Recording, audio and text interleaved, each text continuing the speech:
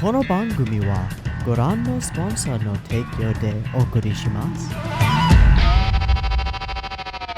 Alrighty, welcome everyone. I'm Teeaboo and I am here for the Jujutsu Kaisen movie, Jujutsu Kaisen 0. And I know a couple things about this film going in, so I'm gonna do as tradition and just mention those. The first thing that I know is that this probably centers around Okkotsu, a character that's been talked about a bunch but never actually introduced to us. And I know that because at some point when I was like, do we know who Okkotsu is? Somebody in the comments was like, no, you don't, but you'll find out in the movie. That stuck with me, so I realized that this is about that. The other thing that I know is that this is not like a prequel that was written after the fact in order to flesh out elements of the past, but actually something that GG wrote first. This was serialized in 2017 for a little while, and then Jujutsu Kaisen itself was serialized in 2018. And then this, which originally had its own name, which was like Tokyo Interdisciplinary Sorcery High School, it was a shitty name, honestly, got retitled to Jujutsu Kaisen 0 because it exists in the same universe and probably deals with a lot of the same elements and stuff. So my expectations going forward are that we're getting something like a side story in the same universe that's probably going to involve a lot of the same characters because Okkotsu has made an impression on all of those characters, jumping back a couple years into the past to, I don't know. I don't know. That's all I got. So I think that's my due diligence in terms of saying what I've either been, whether you consider it a spoiler or not. I don't really think of those as spoilers. They made sense to me. But I just wanted to lay that out there so that you realize, you understand why I'm not totally going to be surprised by Okkotsu appearing or something like that. Beyond that, this is a movie. It's a big old movie. We've been doing fine off anime budget, but yeah, movie budget's usually a bit of a different can of worms. It's also a different can of worms to observe, react to, and experience for me sitting here, because if you look back at Jujutsu, most of the episodes that I've watched have been either single episodes or doubles, with the exception of the last reaction, which I did a triple, kind of a rarity. I used to do more in a sitting, and I stopped doing that because it actually generally and dramatically decreases the amount of mental function that I have by the end of the thing. Just like, there's only so much dense anime that you can watch at once and like actively watch. It's a totally different story if you're just sitting there passively consuming, and I'm no different in that regard. I can sit there and binge whole series, but they just kind of go in and disappear, and maybe I'll have a thought about them a week later. But if I want to actually investigate the piece of media and pay attention to it, that takes brain juice. It takes brain juice. A film is like 5 or 6 episodes all smashed together with just, it just flows right through, and that's fine. It's cool. But what it means is that my like level of detail of analysis will be diminished. Just by nature. My level of experience of the thing will not be diminished because I'll be sitting here and watching the dang thing, but I might miss things and completely forget about themes or topics that I want to talk about from the beginning by the time we get to the end. It's the nature of the beast. Please bear with me. I'll do the best that I can to have a really good time watching this cool movie, and pick apart anything really interesting that I find about it, or maybe just go at cool animation.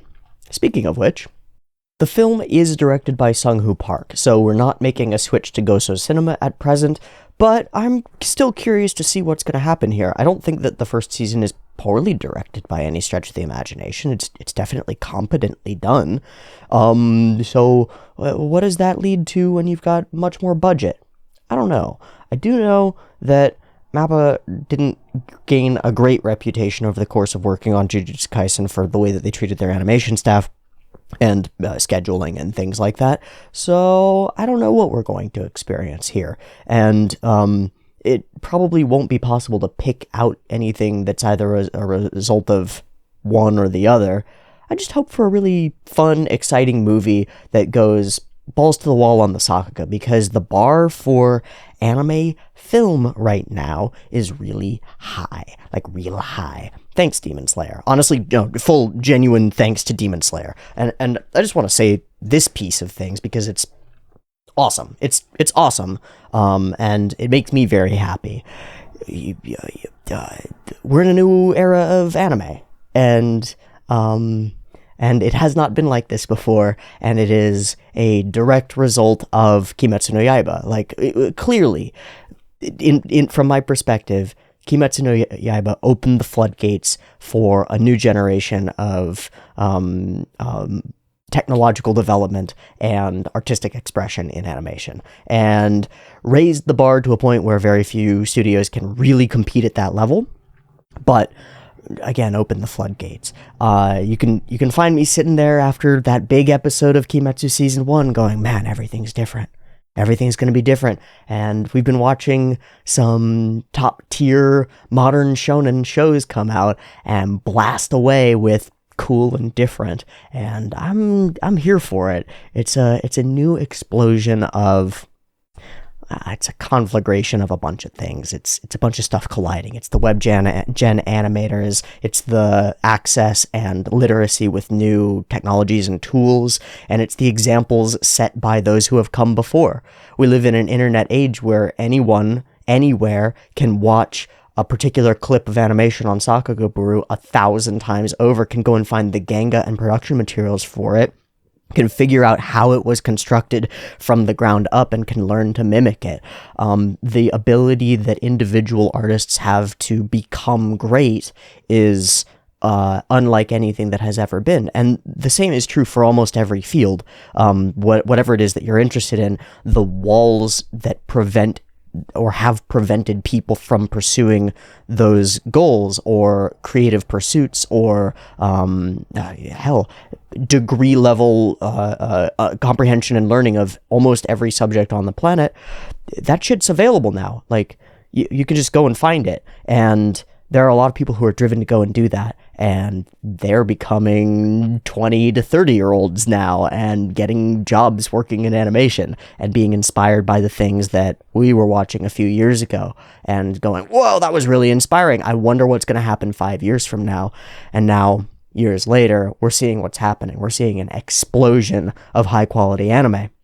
And there are problems with that. There are backlashes to that. The demand for it is extraordinarily high. The integration with streaming services leads to a lot of fluff and chaff and bullshit coming out as well. A lot of the way that the animators are being treated is not acceptable. But from a pure consumer perspective, we are in a golden age right now. Just the beginnings of it. And it's kind of fucking magical. So I'm excited to experience more of it with ya. You feel me? You feel me? You feel me? I think that's my whole spiel here. I don't know why I ended up waxing philosophical about the nature of animation, but welcome to my channel. This is how I do. Is my brain is how it works. Sorry. I am going to draw a drawing today. It will be simple, I think. I know exactly what I want to draw. I'm going to be drawing a very large eye with an ovoid pupil to make it a 0, right? Just yeah, okay. I've got a reference image of just a close-up of an eye. Happens to be a blue eye, which I chose for Gojo. And I'm going to make this a speed draw. I don't normally do that, but I'm going to try to do this as fast as I can. Timer starts now.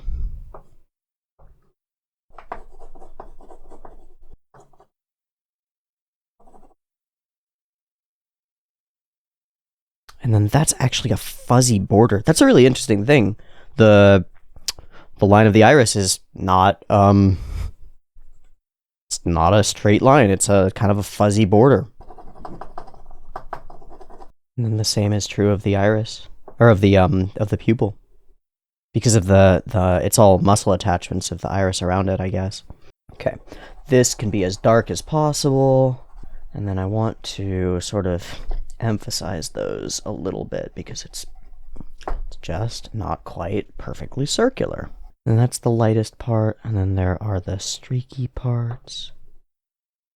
Okay, and then there's like little wibbles.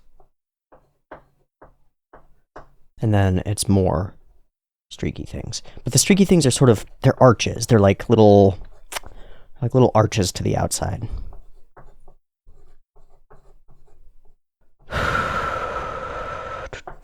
How am I doing on time? That's 4 minutes about. Okay. God, this is it's so time consuming. It's crazy. It's one of the really cool things about drawing, or like really most creative endeavors. Like, time just disappears. It just vanishes. Okay, and then a little bit of a darker shadow around the edge of the iris.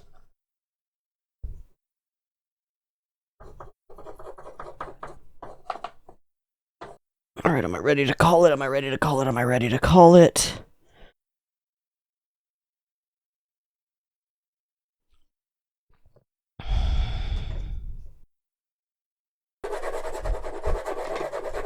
No, because he's got to be pulling up the blindfold. Well. All right, I call that a victory. That was fun. 6.5 minutes. Not bad. It helps to go sketchy like this because, well, I'm trying to make the whole thing, I'm trying to make it work from afar, right? So all the details end up bleeding into each other once it's further away from you, and it ends up starting to look like really excellent. You know, you get up really close to it and you can see all the individual lines and like, well, this isn't great, but just a little bit further away and it's like, oh yeah, that's an eye. My brain clicks with that. Cool. No, not cool. Cool. And that's it. Is my tea ready to drink yet? Perfect temperature. All right. So we're going to watch Jujutsu Kaisen 0. I spent some time comparing versions using slow picks and CDEX. CDEX recommended the Vodes version. I went and I looked through that versus the Judas version. Judas version, the Mux loses so much detail, like so much detail. So I'm going to use the Vodes version with the Vodes subs. There are multiple audio tracks. I'm going to use the Japanese 2.0 stereo audio track because 5.1 doesn't do well being mixed down to 2.0 most of the time. I could listen to 5.1 via the headphones, but 2.0 will do better anyway. So, stereo audio, Vodes version of Jujutsu Kaisen with the Vodes subtitles, which they are, yeah, because they kept a second track of just unedited Kaizoku dialogue. The Vodes dialogue is an edited version of the Kaizoku dialogue. Neato burrito. That's everything. So that's the version that I've got. It looks really good. It's an hour and 45 minutes, which is a lot, but we're here for it. Jujutsu's fun, and I'm ready to watch it, and I hope you are too. So let's go ahead and do so. Up on my screen is episode only of film Jujutsu Kaisen 0 from 2021. It's at 0 seconds, and there will be two versions of this reaction video. A picture-in-picture version with the timer, with the link, a picture-in-picture version with the video up there, linked in the description down there, and no timer, and a timer-based version with no video that you're watching right now, with a beep-beep timer so that you can sync up the movie if you'd like to. Okay? Okay. Early access on the Patreon to, well, I guess if you're watching this, then the early access would be to the first episodes of season 2. Neat. Check that out if you'd like to. It's cheap and it does a lot, so check it out. And that's everything. Let's go. Jujutsu Kaisen 0. Who is this Okkotsu boy? Why does everybody love him and care about him so much? Is he a good boy? Is this going to be a cool story? I sure hope so. Let's watch the film and find on out. Beep beep timer.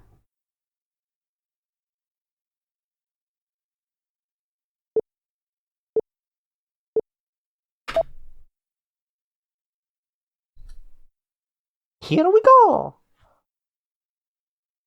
I have the sound up, right? Okay.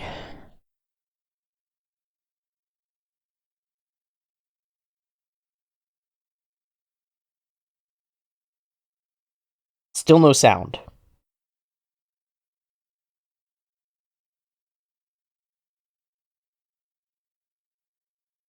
Ah, good. Okay, I was worried.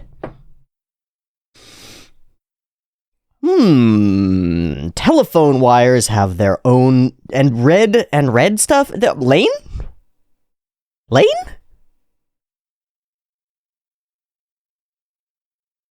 Oh, Bud is getting bullied.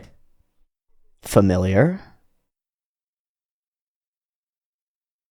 Is he worried that he's going to accidentally Chuni style?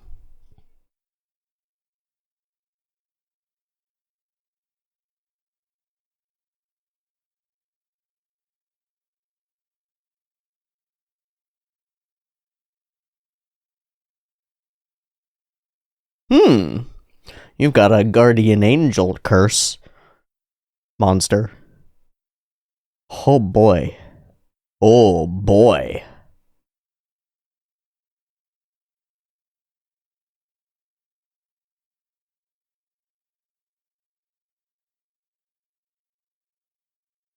Oh yeah. Well, when you deal with curses, that's what ends up happening. Oh! Oh! Oh, this is familiar! Huh. It's the same idea, huh? Consented to the execution? Oh, this feels like Seal.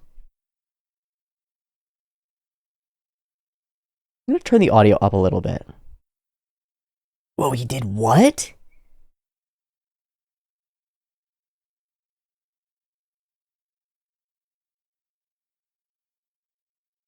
Ugh.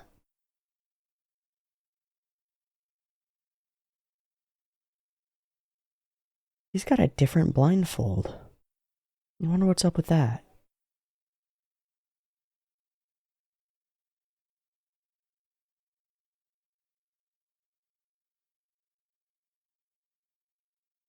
Hmm.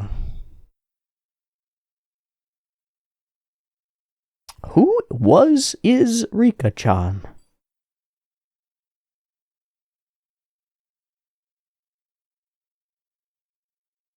Hmm. Well, it's either that or.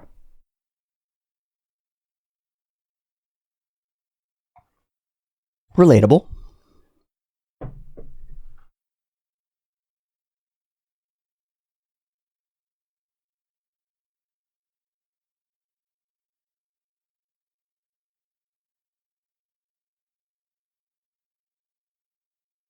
Giving him a road.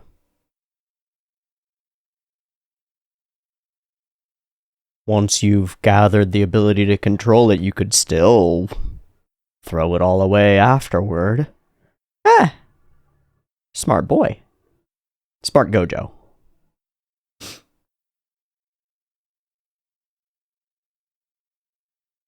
Fidelity of backgrounds is way up.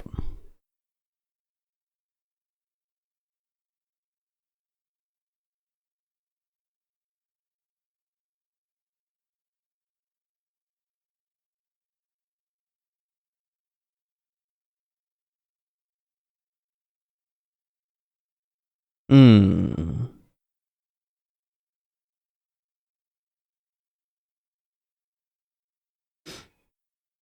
This is an extraordinary depiction of life as a person who views themselves as the problem.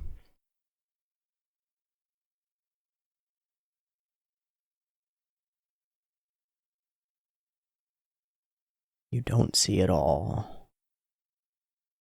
Mm-hmm.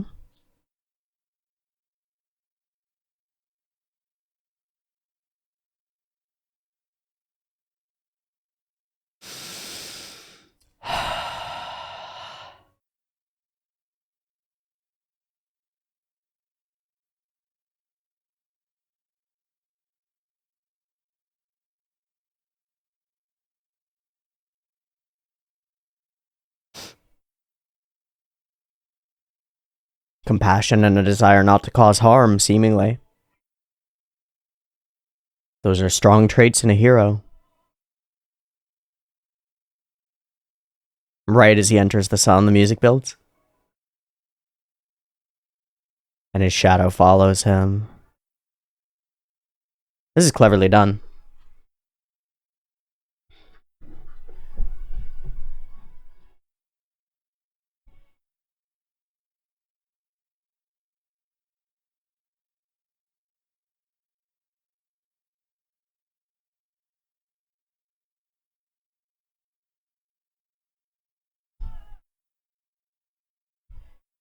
The rolling symphonic metal is such a good choice for this.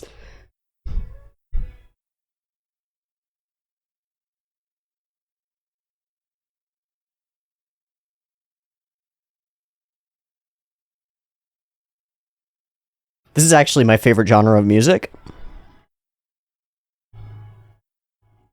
sort of Nightwishy, inspirational symphonic arena metal is like, oh, it always gets me. Oh, hi, folks.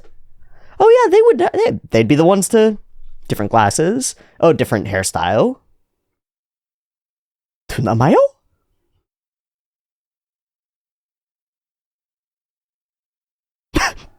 She likes ringing out the cocky ones, huh? So, sorry.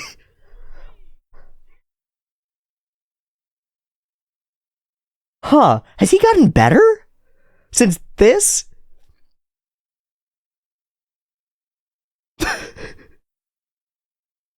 Yeah, it's like having a Hachiman in school. Shocking.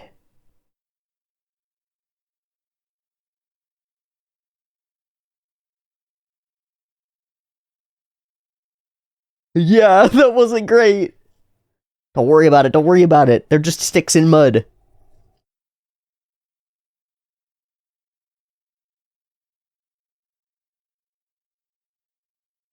Mm. Oh. Pressure. Holy shitteroni. The fuck you looking at?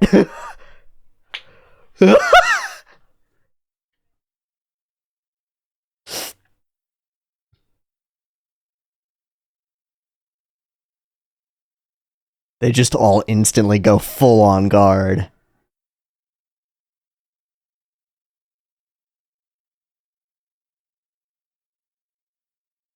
And beyond that pressure.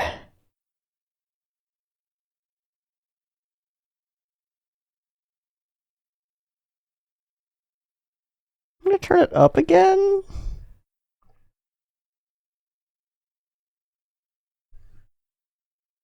Mm. Mm, mm, mm, mm.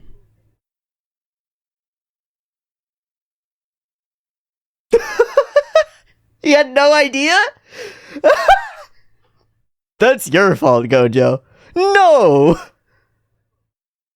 Oh, yeah. Rika-chan.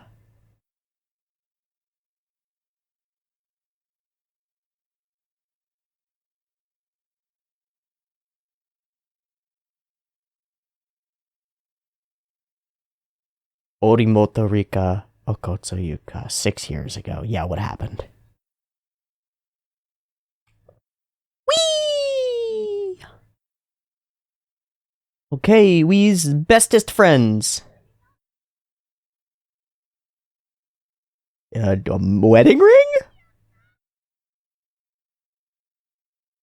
Oh, it's the ring that's around his neck. Yeah. Holy shit. Weird present between children. Holy shit!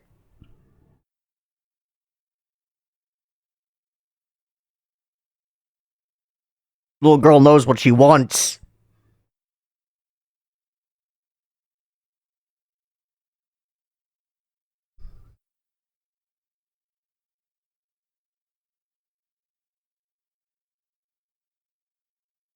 Oh.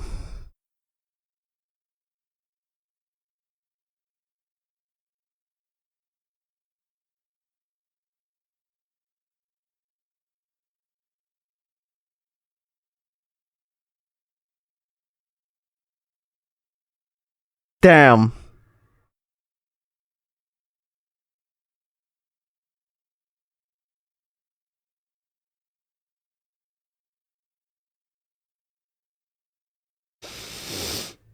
And only you can see that.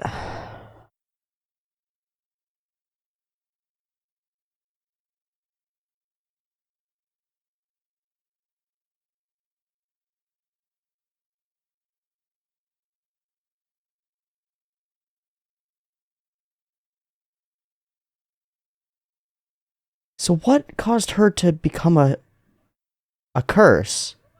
Was it because of the strength of her emotion? And the promise?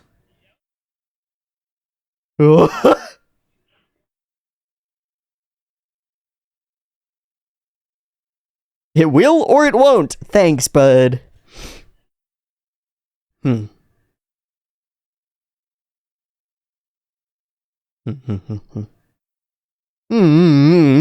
pick up quick. Also, best girl at present.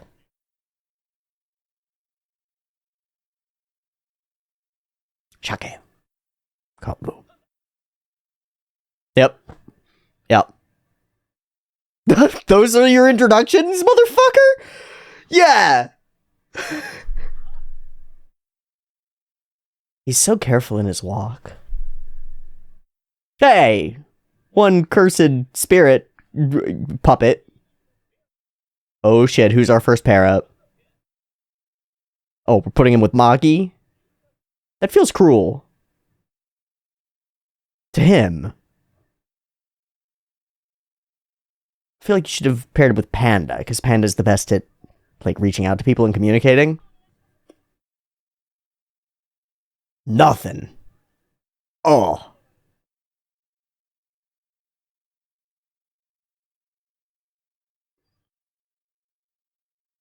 Got him.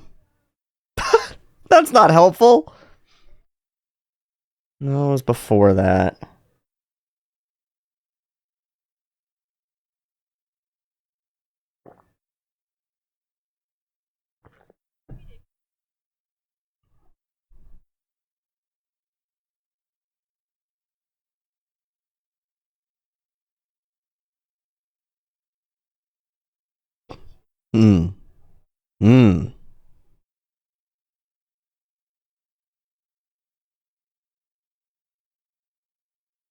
Yeah, but she's also projecting her coping mechanisms, right? Her coping mechanism with bullying and ostracization is to become hard and strong. And so she expects others to do the same and is now looking down on them when they don't or can't. Why can't you just be like me and become her? No! Isn't that too close to the trauma? Can't we do some adult stuff?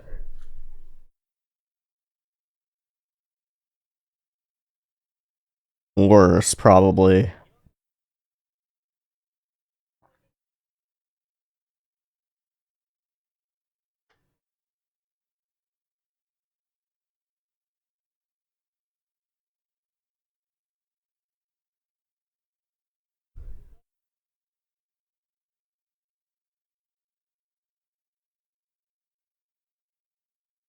Simple mission.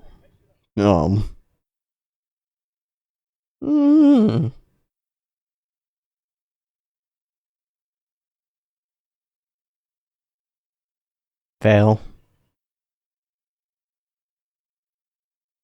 Man, you really should have explained something to him. Just anything. Just explain anything. You're just gonna walk away now? Oh god, okay, Maki's here. It's fine, Maki's here. Not for him. Oh, thanks, bud. Kojo is a terrible teacher. So cool. Oh.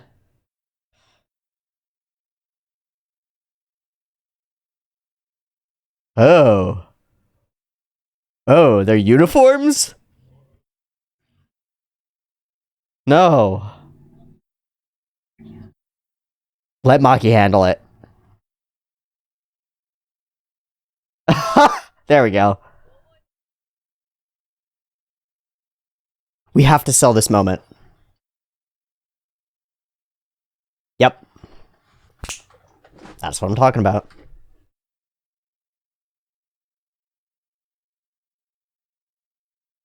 Perfect to start with Maki, too.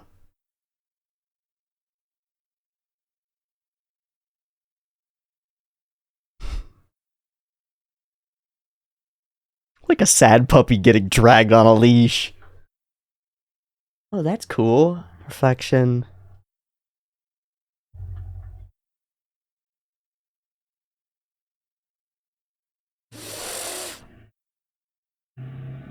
That's why we're here.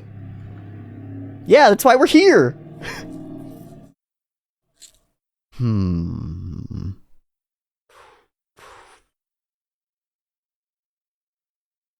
Small fry scared of the big fry?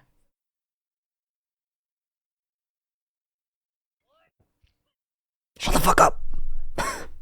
What does that mean? What does that mean? He doesn't know anything. Ugh.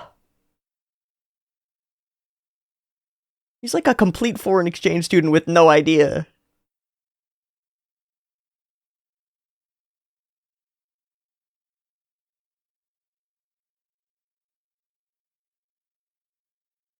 Gah! Is he listed as a first? Special. There you go. That makes sense.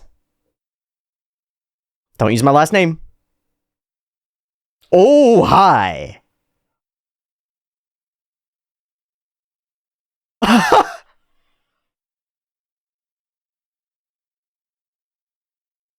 uh.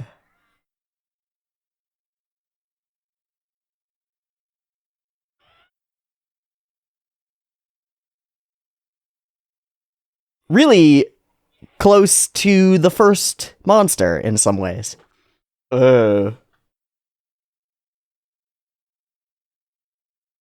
You ate the wrong boy, dude.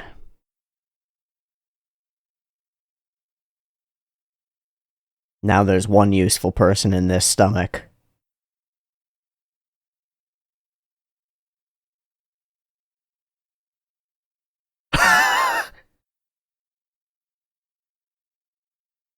Or not.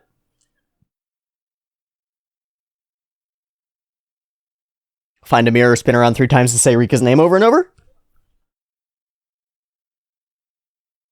Yeah, this doesn't seem dangerous to be in here. Oh!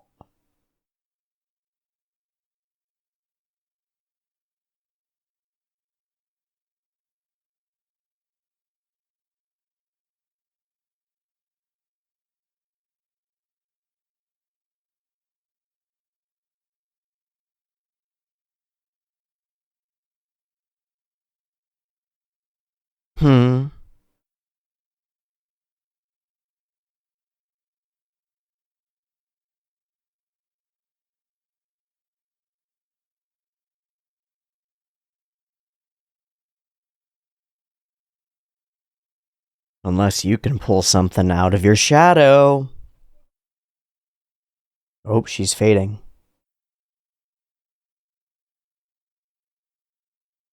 It's all up to you, bud.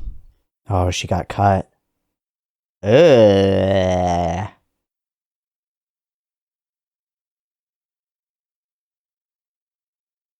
We're all gonna die, little buddy. Are you gonna choose to put on a strong face right now?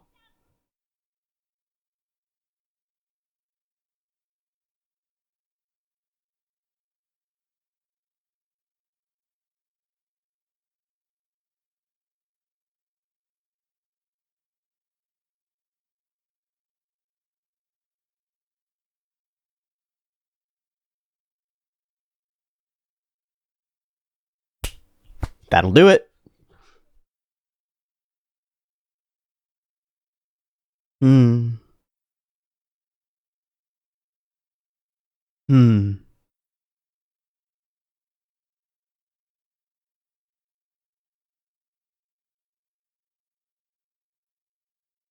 Hmm. That's very powerful. Get to it, bud.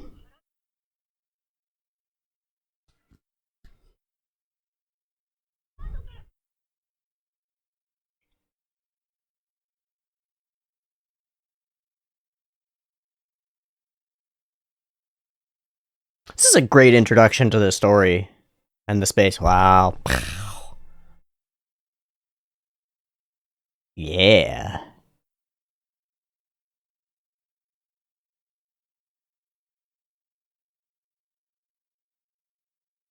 Ring goes on, ring goes off. Ring goes on, ring goes off. Mm.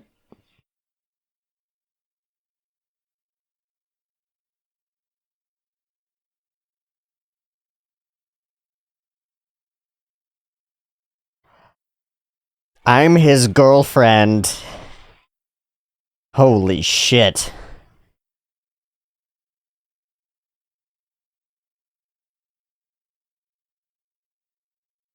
Mm-hmm.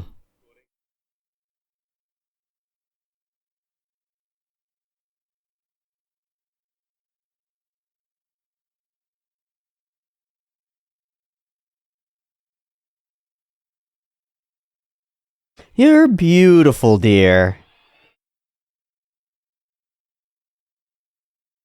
Thank you, Rika. And he carries them all out despite being small and thin and weak. That's heart, baby. That's heart, baby.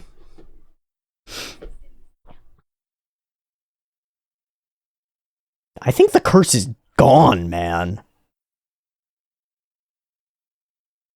I think you're stronger than you think you are.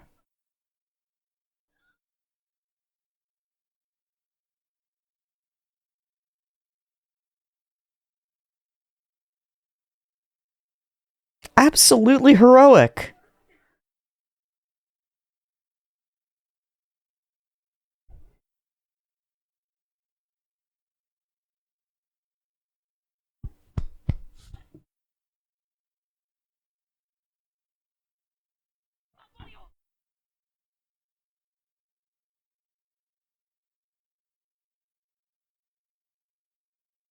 I'm into this. That was cool. That was a better character introduction than Yuji's. Flat, straight up. Also a better introduction to Jujutsu as a whole. It's very focused on the purpose of it.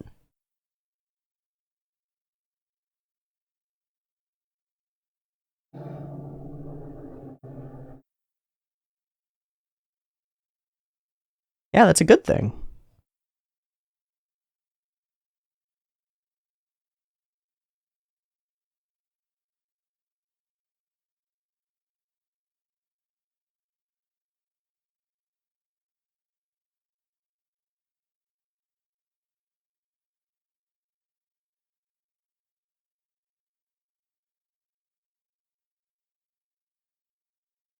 Oh, they met in the hospital.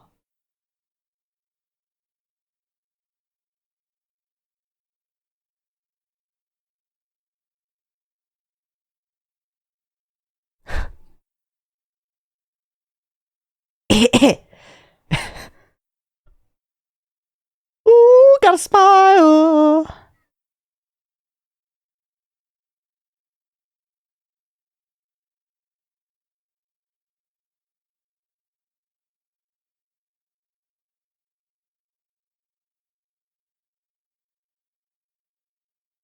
Wonder if we'll bring back Yameteo.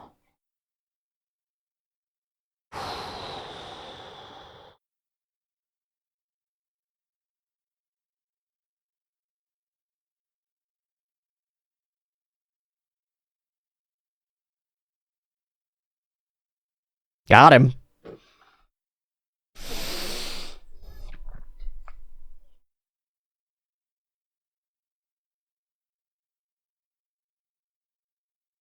Just troll it, you know.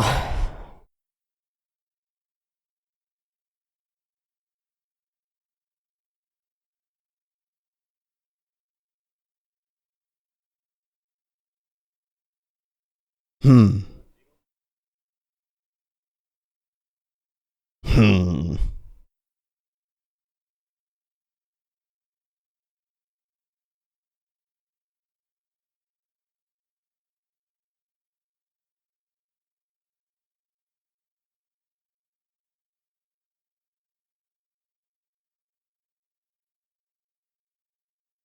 Hmm. Damn. Is that? Is that a particular sorcerer curse user, motherfucker? Looks like him.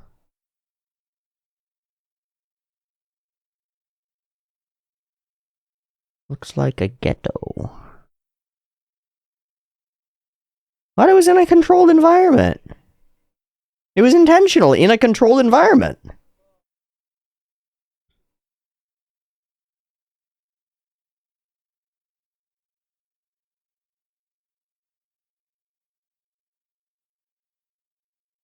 Yeah, he was right there.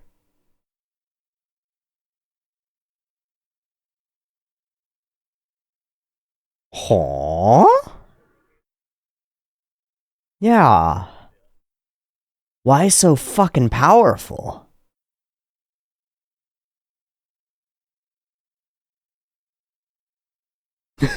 So I'm gonna try to understand. Later, seal. I haven't been able to judge which voice is like Akuganji or anything like that. I'll do it myself. Whoa. Whoa. I will go against all of you.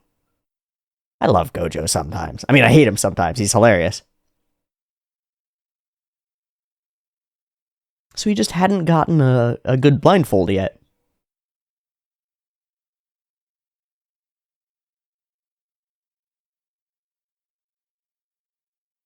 Conditioning! Exercise to exercise, right? Yeah. He's got that dog in him. He's got that dog in him.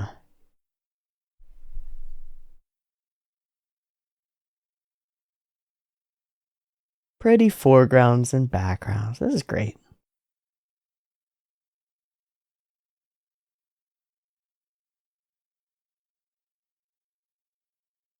Whoa. He has a sword when we see him, right?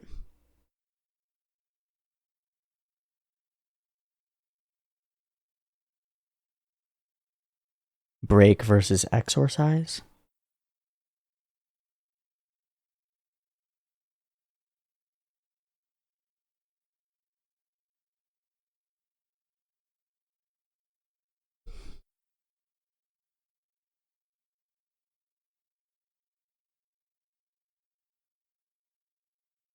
Oh.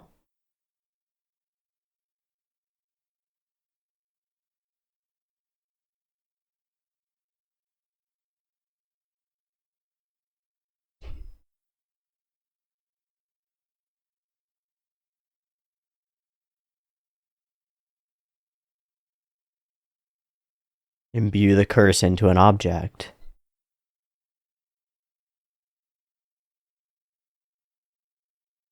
Alright, yeah, explain it all, motherfucker.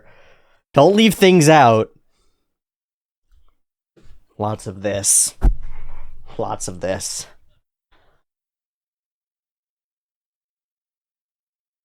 Oh boy, he's gonna get beat to shit. You can't... You're gonna do kendo without...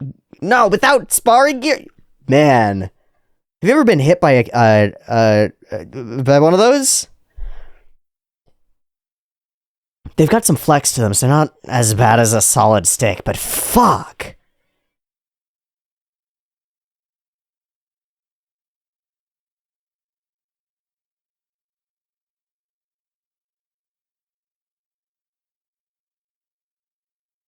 He's a natural. Or she's going easy. Or he's a natural. Fuck, he's so damn cool in this. Is it weird that I really like Maki more here? Ah!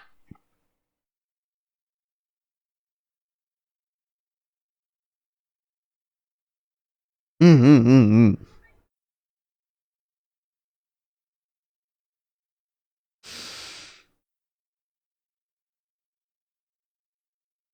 Got that dog.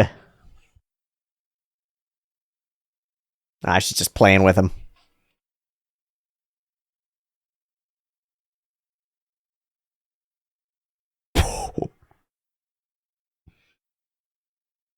Mm-hmm. Oh my god! Okay, that was hot. Bonk. You're mean, Maki. It's kinda hot. Mm-hmm.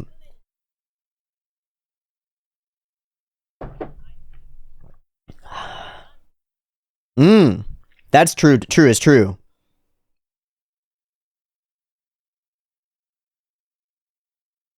Woof, woof.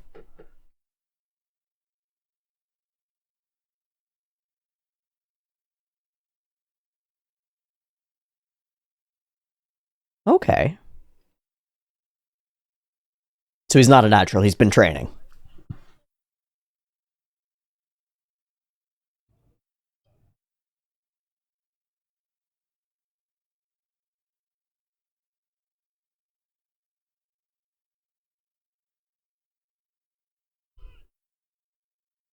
Hey?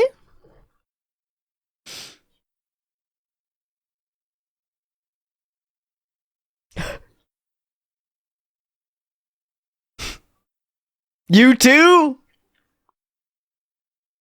They're all good.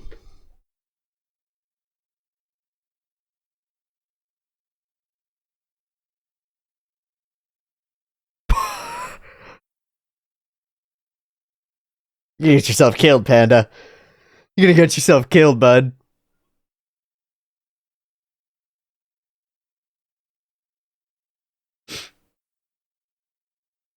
Yeah, not very helpful, man.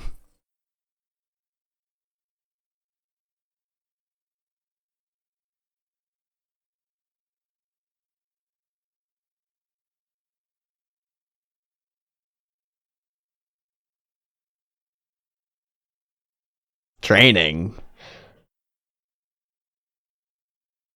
Oh, are we gonna go with Toge for this one?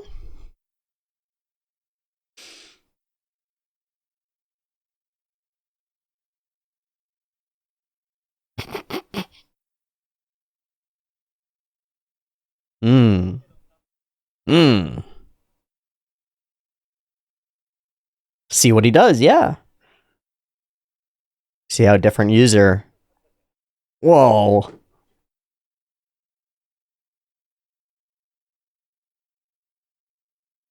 But you're never gonna be able to use anything like. Okay, maybe. We'll see. I wonder if he can extract something interesting from it.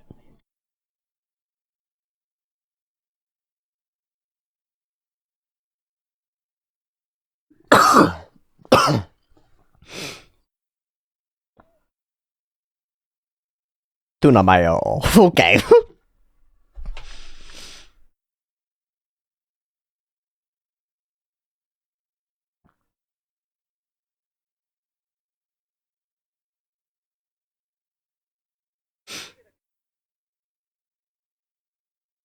Unless your presence brings. Hmm.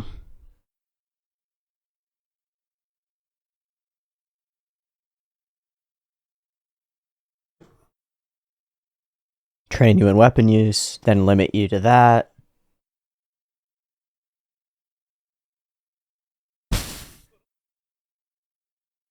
Yay!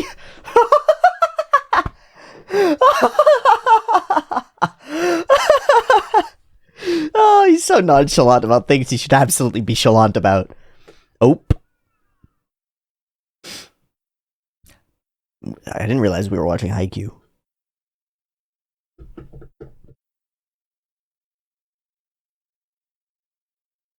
Oh, hi, bud. Oh. Oh.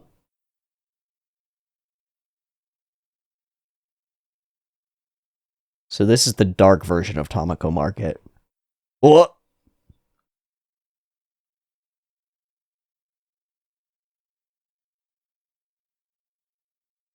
What makes them right up his alley?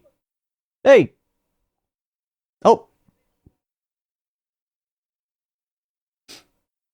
Gotta get some snacks.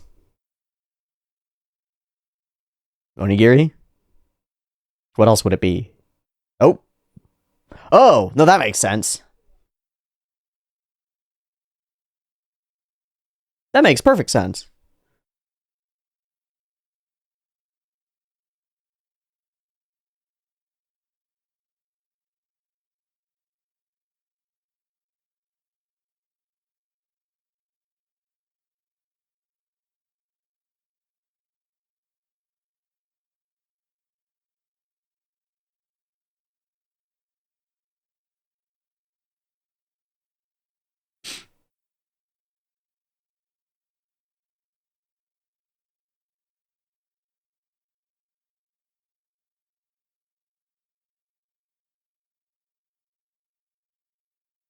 Like bubbles?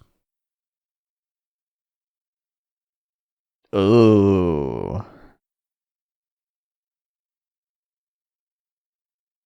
All the desires and weirdness that happens in a shopping mall? Wow, like truly a school of fish. That's crazy.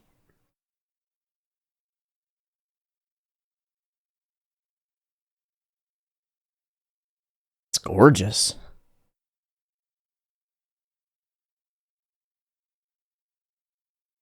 Ah, let him cook.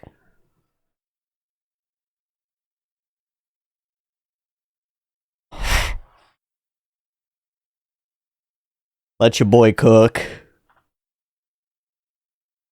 Fishies.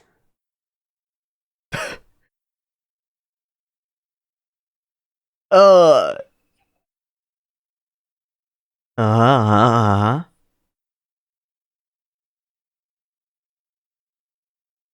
But it limits him immensely. Yeah.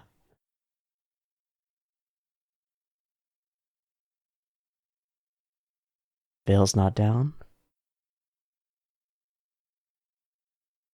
Are we in a trap? Are we being... Are we being followed? Yeah, we are. Yeah, we are. Ah?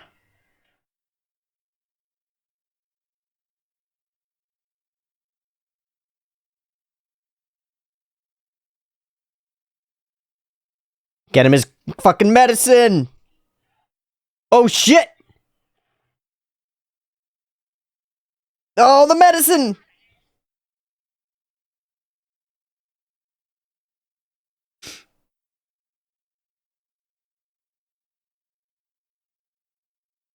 That was something different.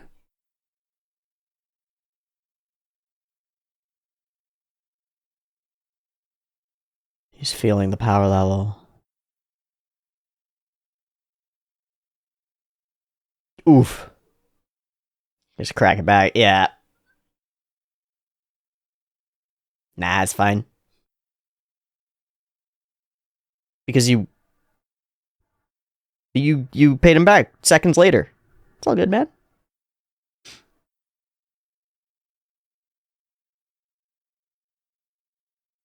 Guarding the exit? Veil. But it's a second veil. It's like... The original veil? I thought we were able to communicate through those.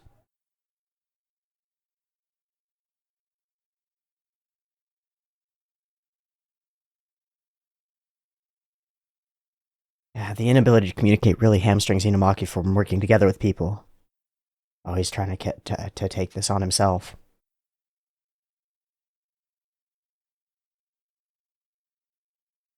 You're his Kohai.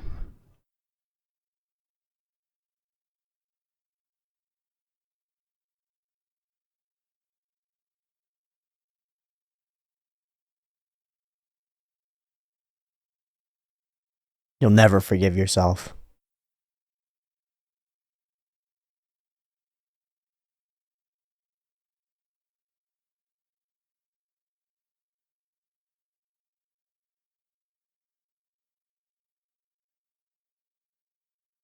Can't let you go do this alone. Tuna mayo. What a weird curse.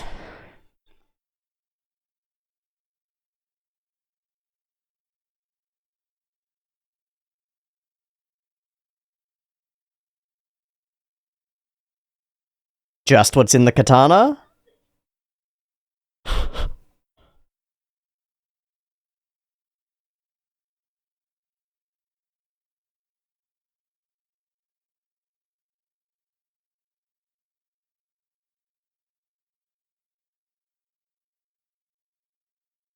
Your boy is awakened. Let's go.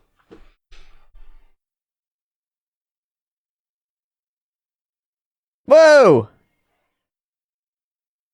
But he's also just a distraction. Inumaki's still somewhere.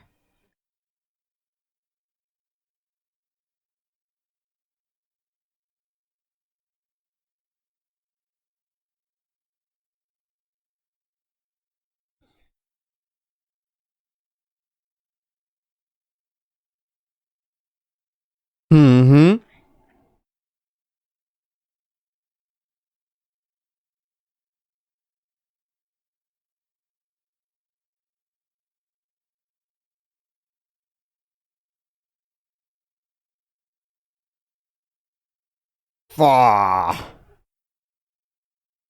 But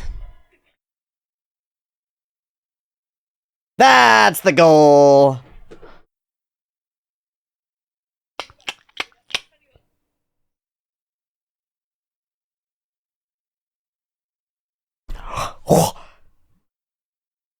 Yeah.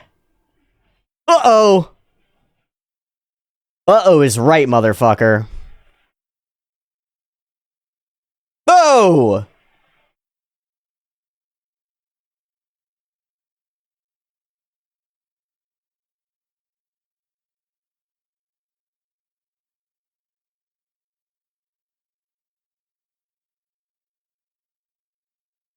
Woo! Yeah. Yeah. Hi, Shake to you too. Boom. So what did you learn, Ghetto?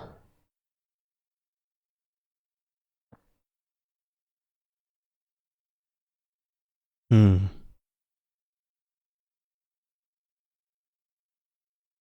Hmm. Hmm. Hmm. Hmm.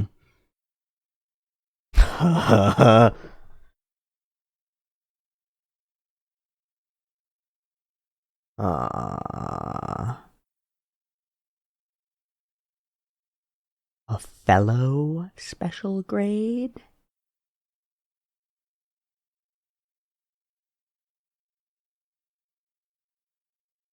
So is Ghetto similarly cursed? That's really pretty. Man. Yeah. Feed me! Oh, shit. Tell somebody to get fucked. Like, what? What does that do?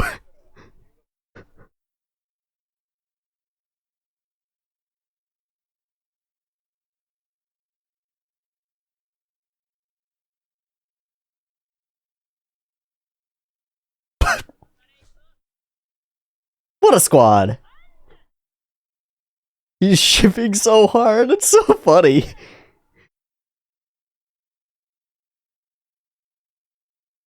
She is the person to talk to, probably. Oh, no.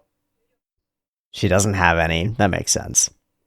I thought she'd at least try to have an understanding of it.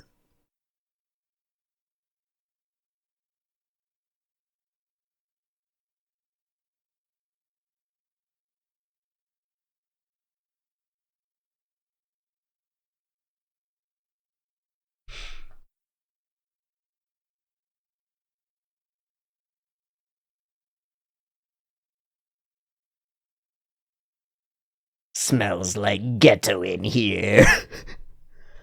I wonder.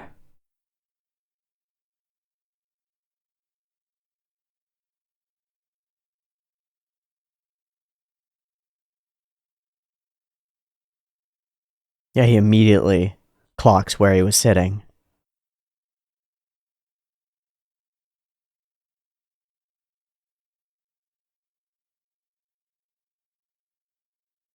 Huh.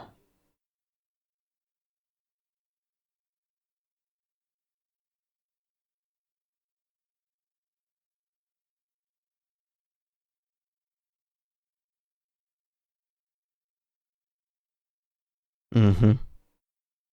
Ouch, but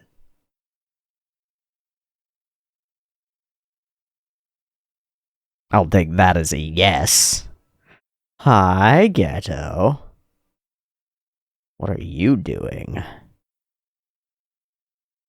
Being a king.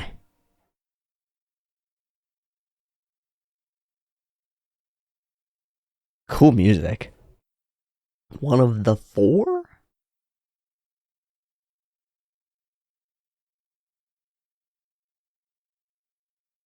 He's about to kill everybody in that room, right? I guess we're not going to see it.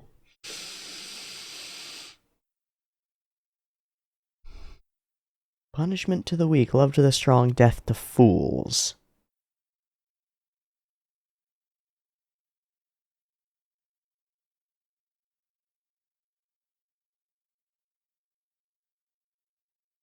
Hmm. Pretty dramatic?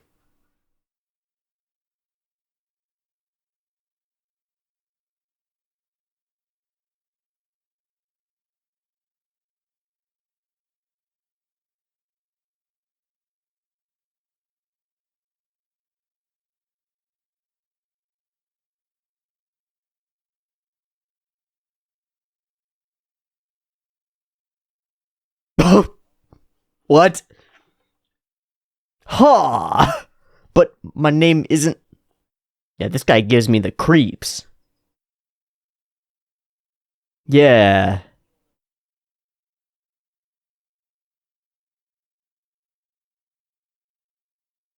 Is it you? Are you stalking her, Ghetto? Oh boy. Oh boy. Oh. Well, it seems obvious at this point.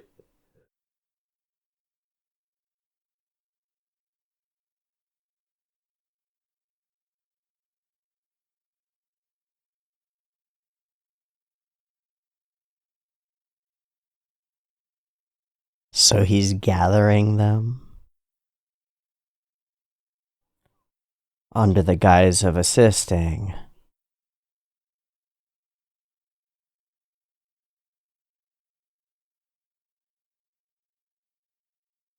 Uh-huh.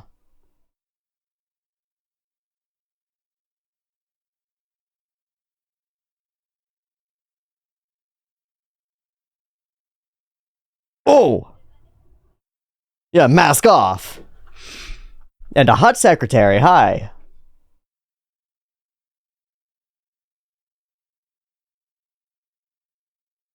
Ugh.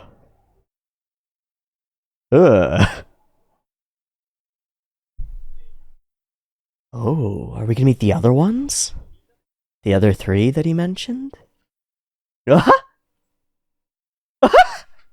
is this bitch?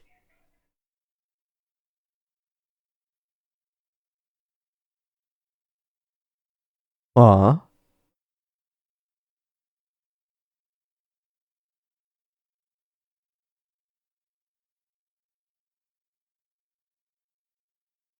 That's a lot.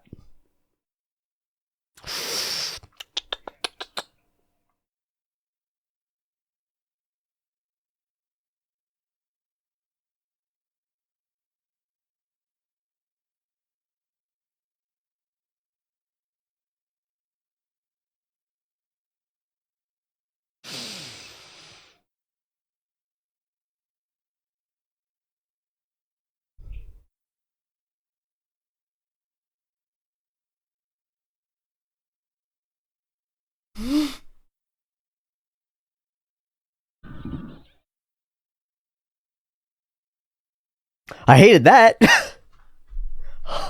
Yeah. Whoa. So they genuinely view themselves as gods. It's like, Magneto. Holy fuck, who are all y'all? Satoru Gojo. Oh no, Jujutsu Stack itself. I thought it was specifically on Gojo's tail. Hmm.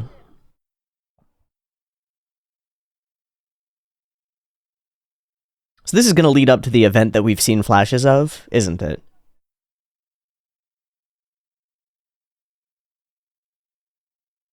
Hi, Principal.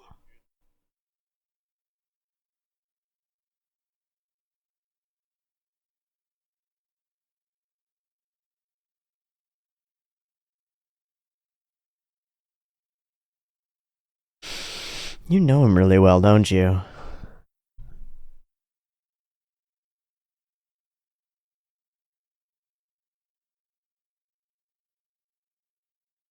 Did you just feel it? What happened?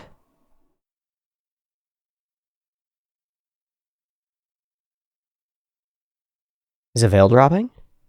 Oh fuck, what is that? Hi, Burb. Oh! He's just solo attacking. Oh my god, he brought them all. Oh my god, we've got a Gyaru, a pervert, a Kudere.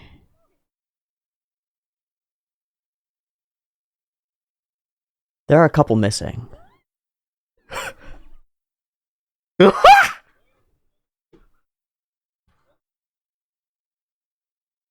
Master Yuta's orders? Hey, don't put this on me. Hey, don't put this on me. Holy shit.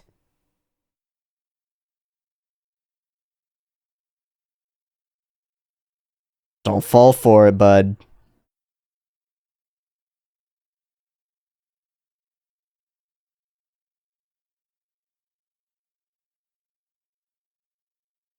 What a quick elevator pitch.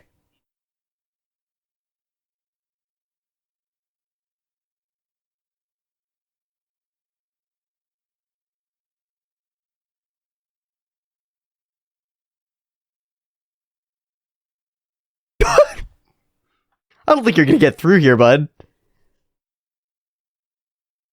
Oh, we must weed out the weak.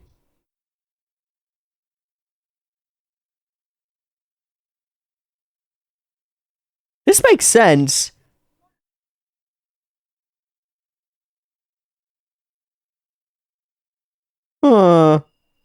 Magneto. Yeah. Magneto. We are the evolution. They are monkeys. Hi, God. Can we get a God fight? Oh wow, Mei's here. Nanami too. You're a hostage, aren't you, Yuta?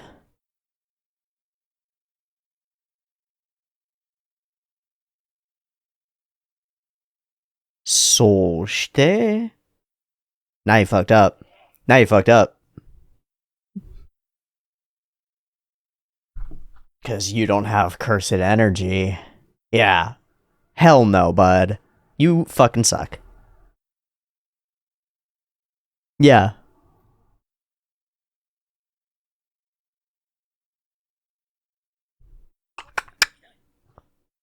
Ugh. Mask back up. He just drops it for a second. What a psychopath.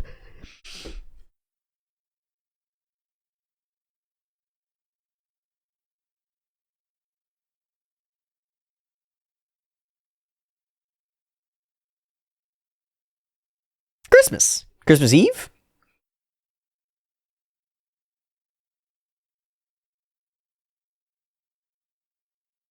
Oh, yeah, that's a good place.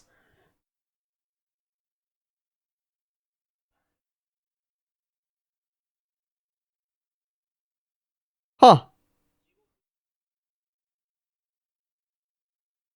Huh.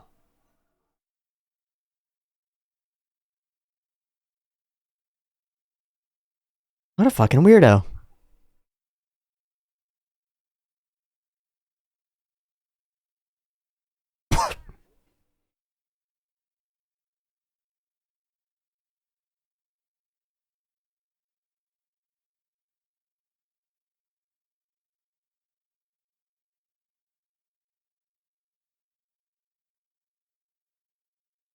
Yeah.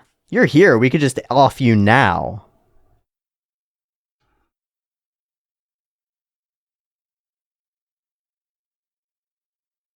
Those are a lot of heads.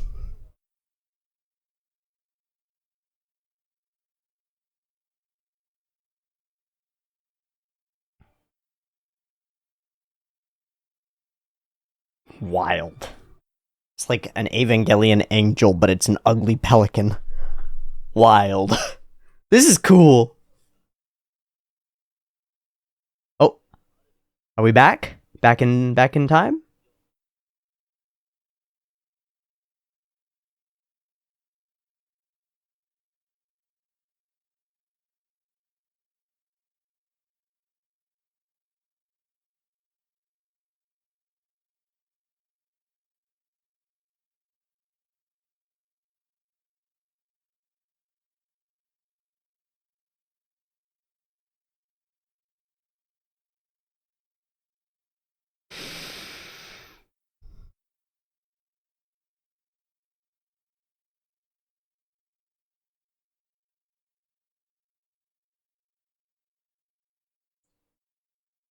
So it seems like his mentality wasn't always this way. That's beautiful. Hmm. Same sky.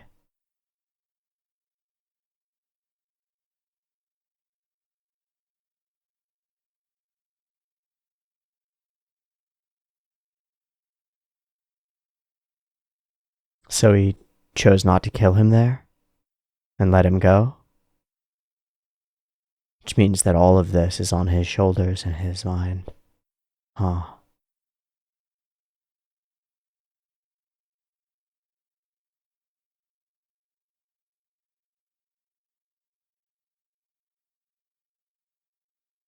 Powerful. Hmm. Makes sense.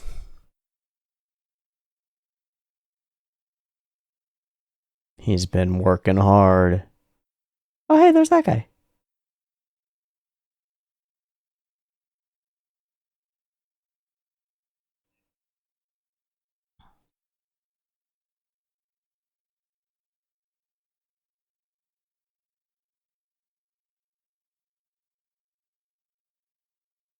He's got to be confident.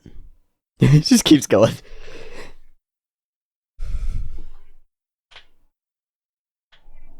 Hell yeah. So now we're referring to him as a curse. Okay, we're moving to it. Just move it along.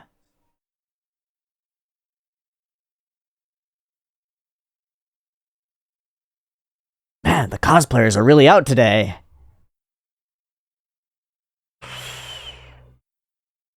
Ooh.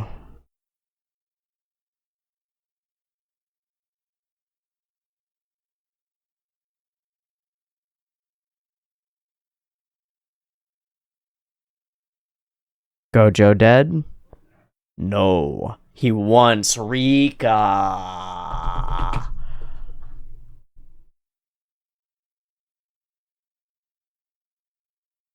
Which bluff? Oh. He lied about that.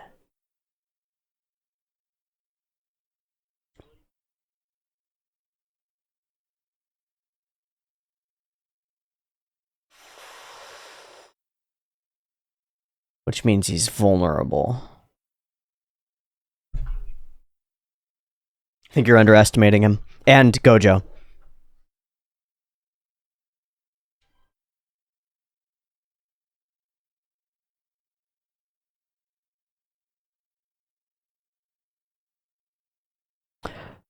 Oh, hi, Maki.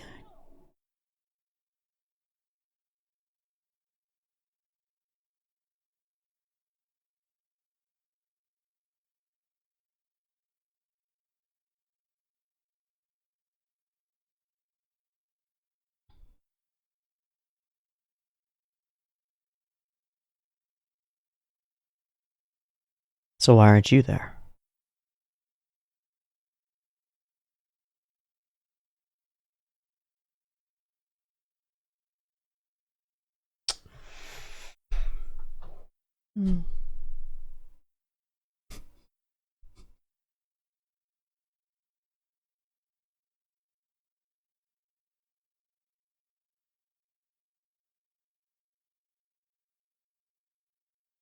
Energy.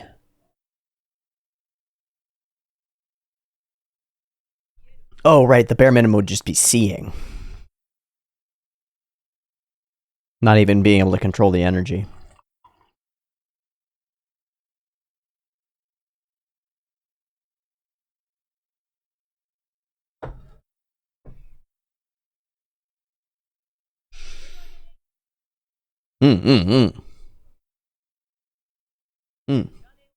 Yeah, and the continuous psychological abuse was a bit of a problem. And he realizes it. His greatest strength so far has been insight.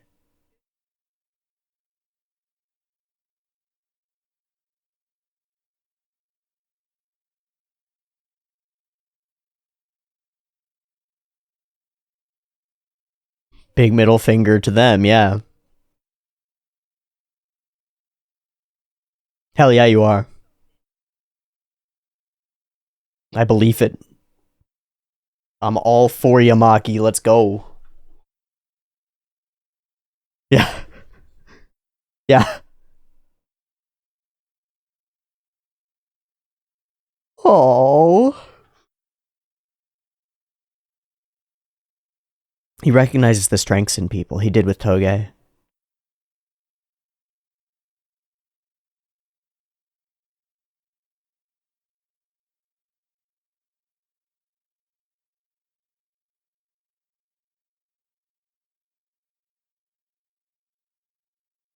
Yeah, brutal.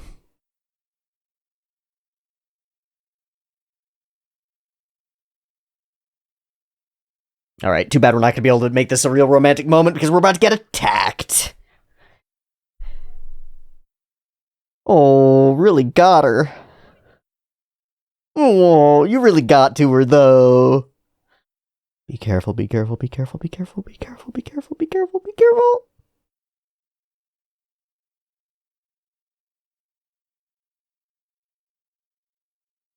Oh, that's kind of cute. Oh, it's kind of cute. Oh, that's not good.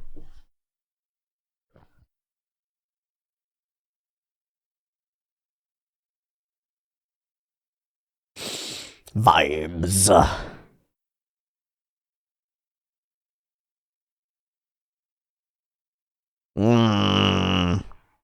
All that gathering just for a distraction.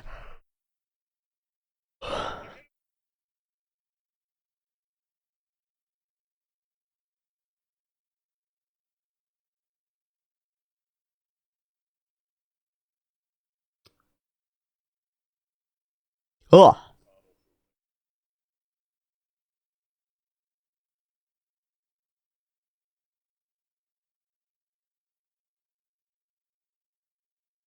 This guy is fully a JoJo's character.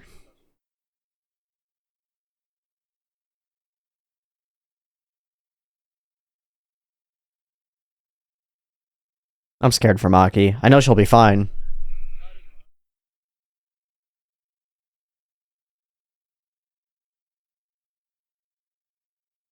He's just thinking it's not quite right.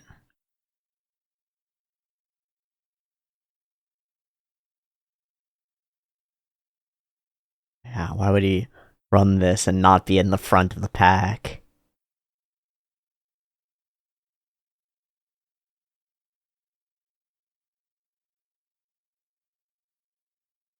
Oh, I wonder what that information is. We're leaving.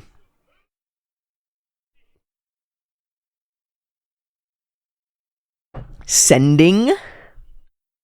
Holy shit, he can teleport stuff. Dabun. I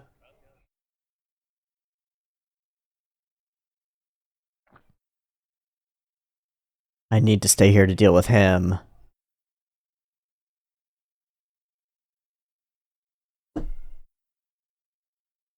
Whoa!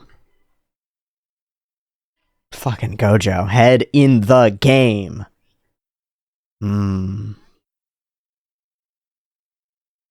Would have been smart, though. They must be sisters, huh? Creepy... Creepy... Fucking doll girl. I wonder what the Gyaru's power is.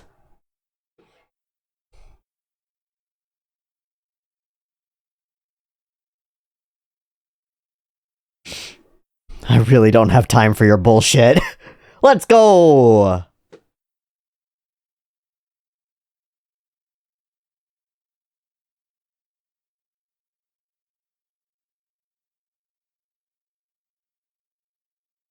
Can they break the veil? Oh, they did. Oh, whoa, whoa, whoa. I don't like the look of that. I don't like the look of that at all.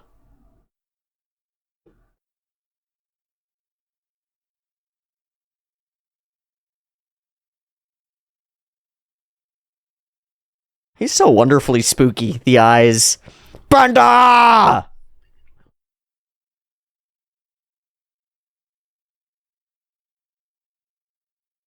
Ha ha ha. Ha. Motherfuck.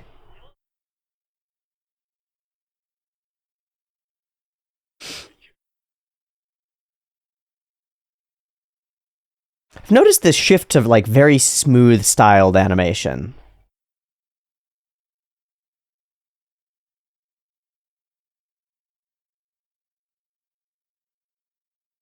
Oh, that's very fun.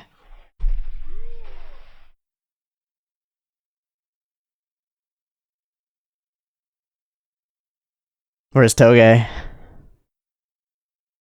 Ah!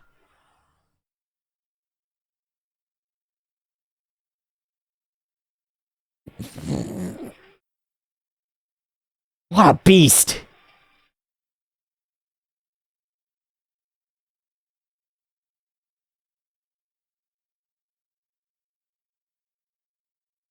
No! Did you get one of his cores? Aww. Oh! Get fucked!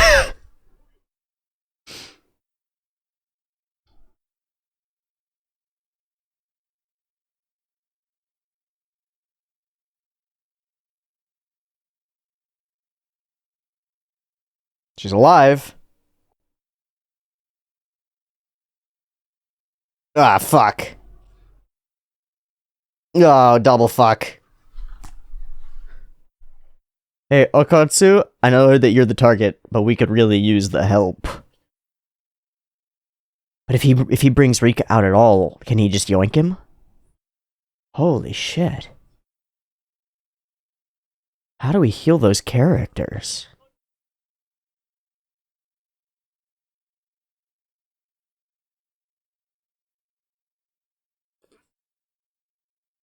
Oh, he's fucking crying. Weirdo really believes. I'm not gonna let anybody hurt my friends.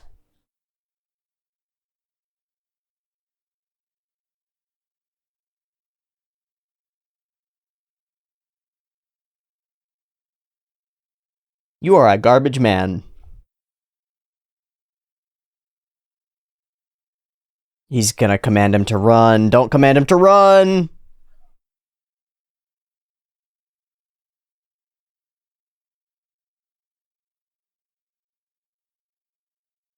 Refuse. Fully manifested a second time. Boy angry. Let's go. Just scope and scale.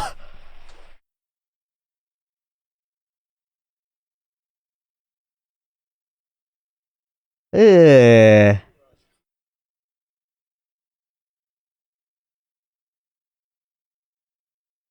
That's interesting.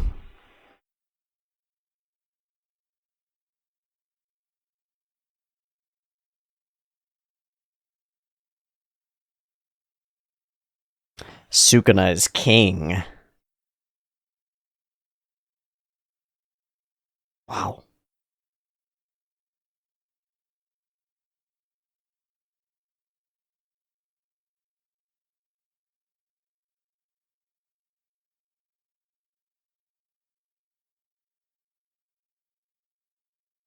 Oh, jealous. Oh, jealous. Uh-oh.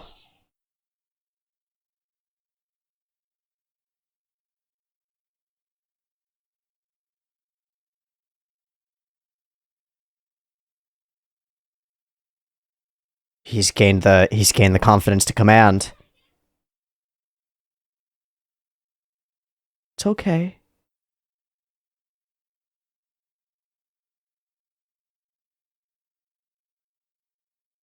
Yeah, I'd go with yeah.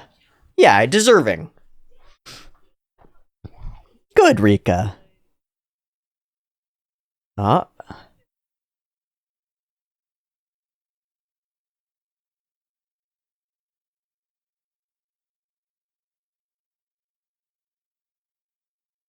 Oh.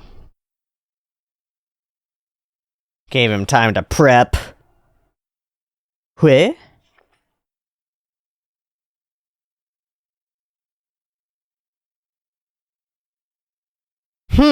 A cursed tool that does the speech amplification to anybody? Same idea. Explode?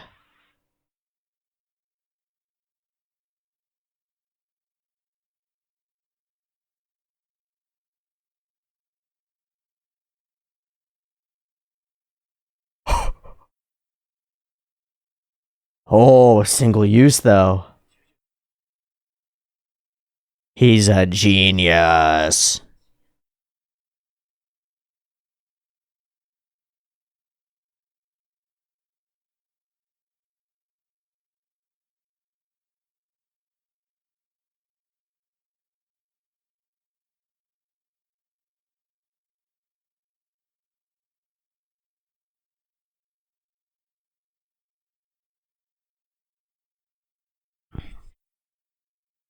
Yeah.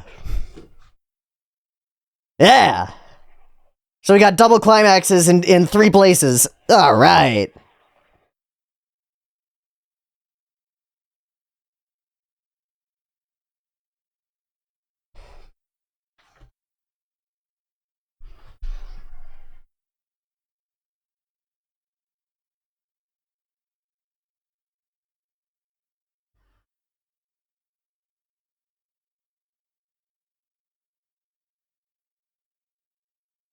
Hmm.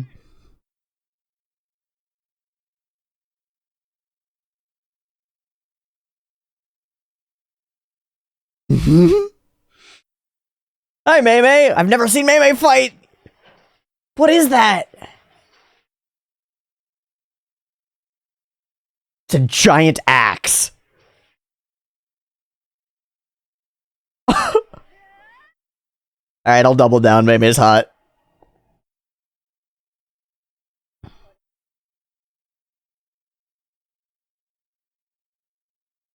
Money, money, money, money, money, money, money. Money on my motherfucking mind. Oh. Oh. Don't. Ichichi. Don't feel for them. Old geezer thinks he knows what to tell us.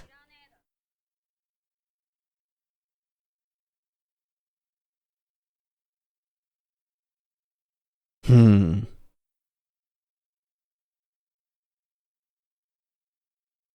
Is that... Okay, he found them? Ooh.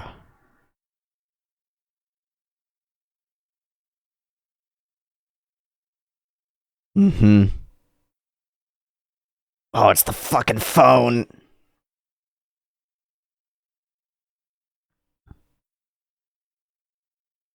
Getting wrecked. Getting wrecked is what he's doing. Let's go. Oh, it's a big whip.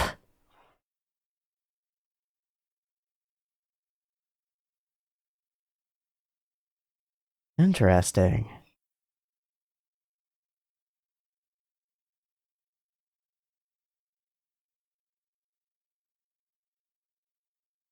Yeah.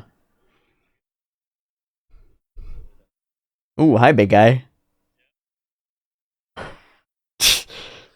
No words, just read.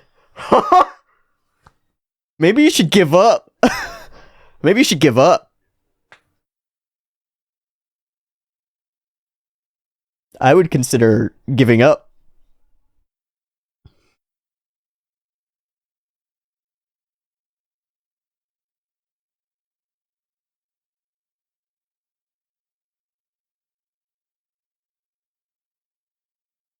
So he's got a quota as well? You just literally can't touch him.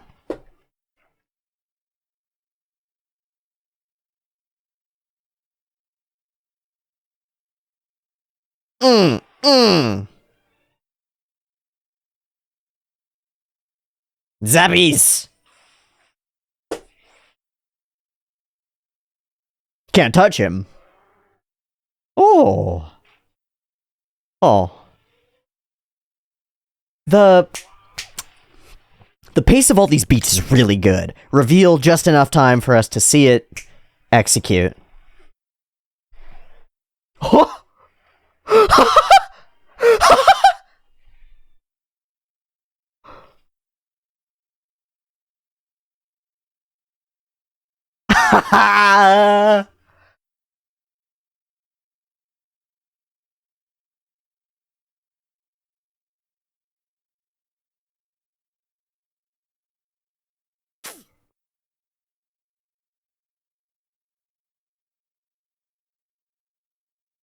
1 minute, bud.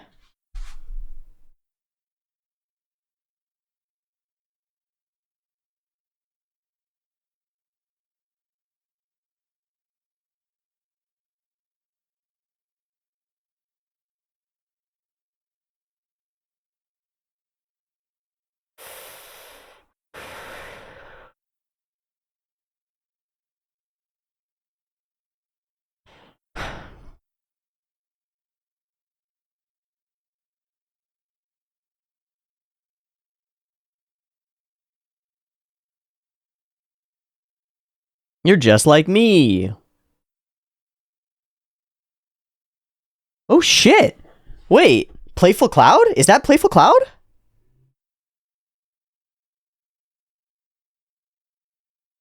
He has it.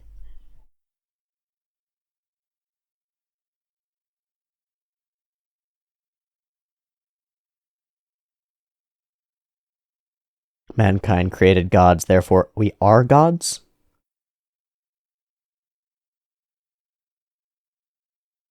Oh,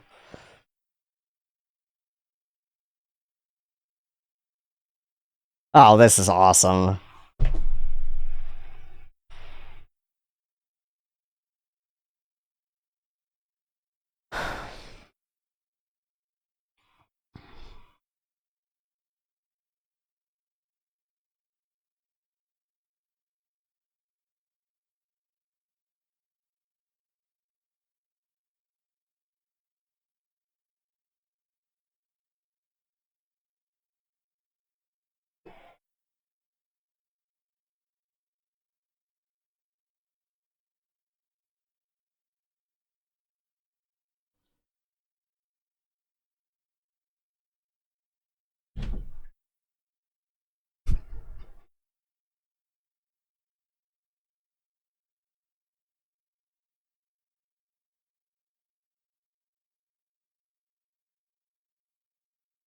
Ow.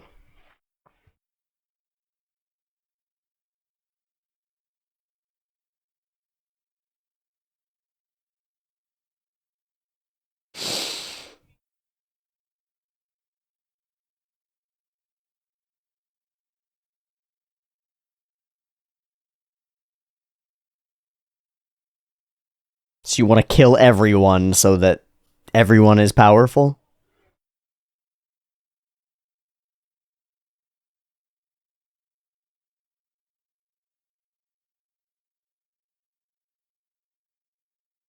Switched grip.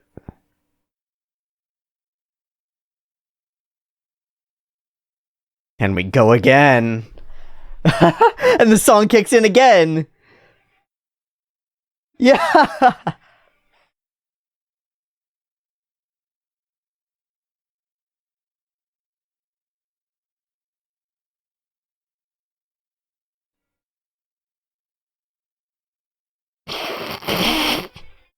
He just hit him with a black flash. First time, never explained. Has no idea what that is.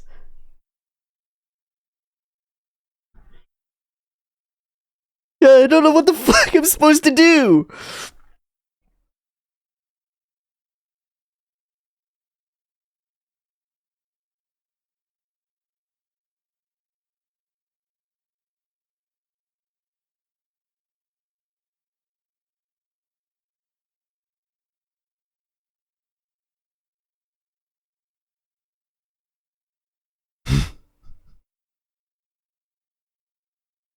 Says the massive egotist.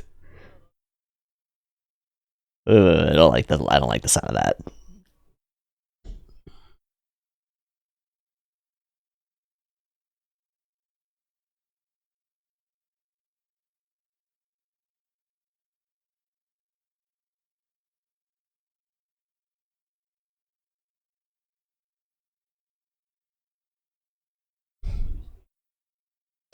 What?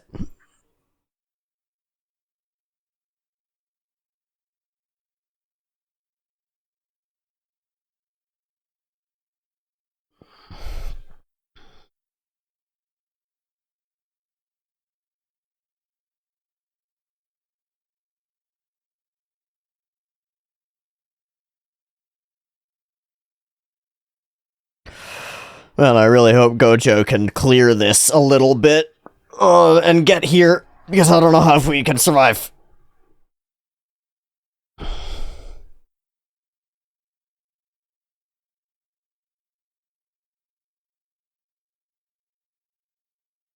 Nanami!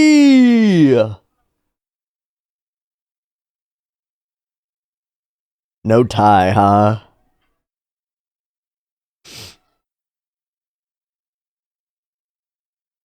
Good to see you, man. Oh, that's like the OP cut.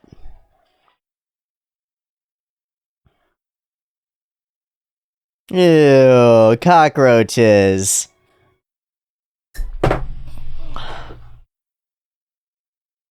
Aw, oh, dope. Oh, that was a Black Flash too, or something like it. Oh wait, maybe this is the day when he hits 4. Because that's what he said. He said he hit 4 at once, or in a row. That was probably the day. That would have been the moment. Oh shit, hi, Kamo! In this circumstance, great to see you, bud.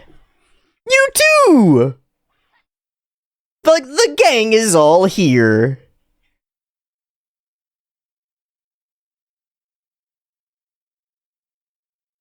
Thanks very much, Mekamaru.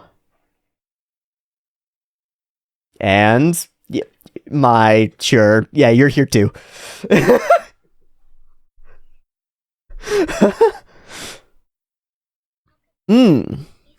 Scouting.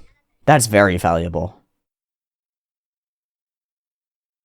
I was thinking, where's the boy? And what silly shit is he up to? Tell me that you're carrying memorabilia. Oh. Hi. What's in the bags, man?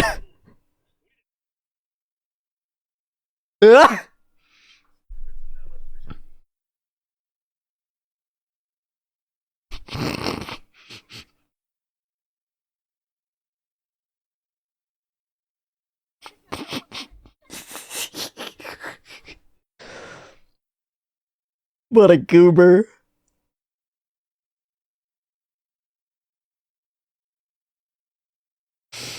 When he wins or loses.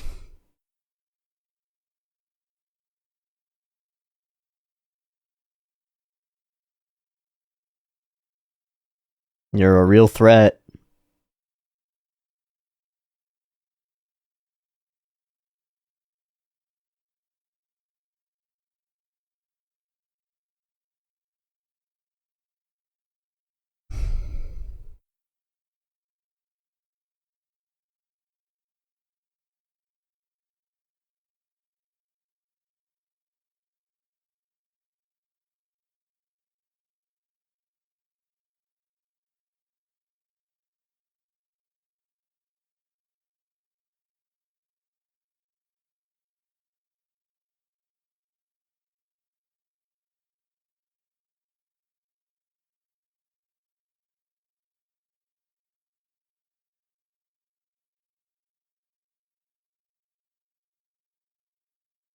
I wonder what that means.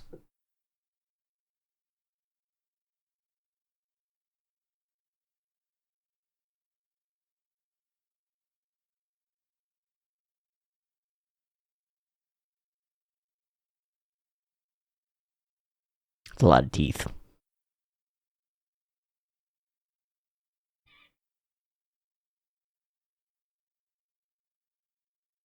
She's awake!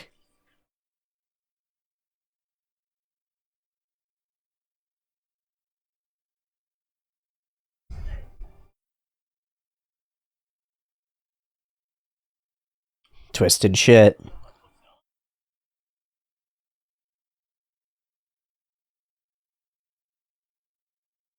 That doesn't look like justice, man. Looks pretty gross.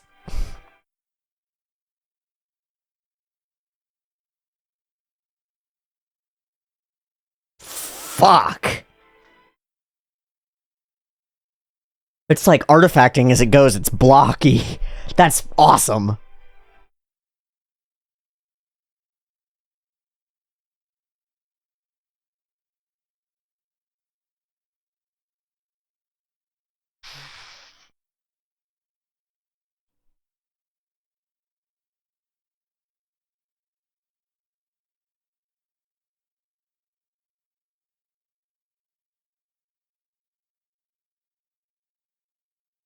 He's forced to retreat.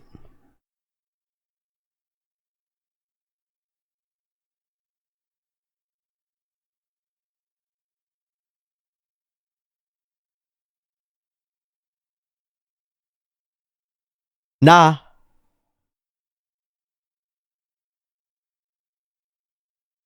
Oh, hi.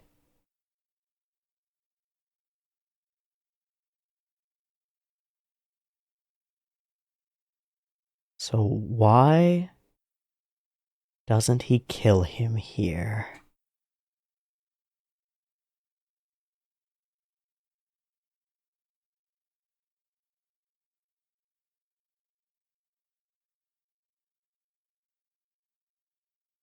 Hmm.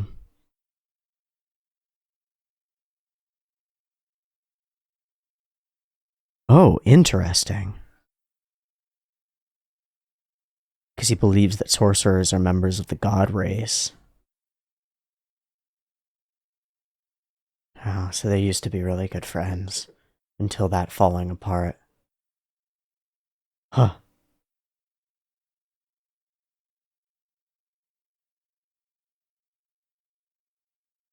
Yeah. Kind, huh?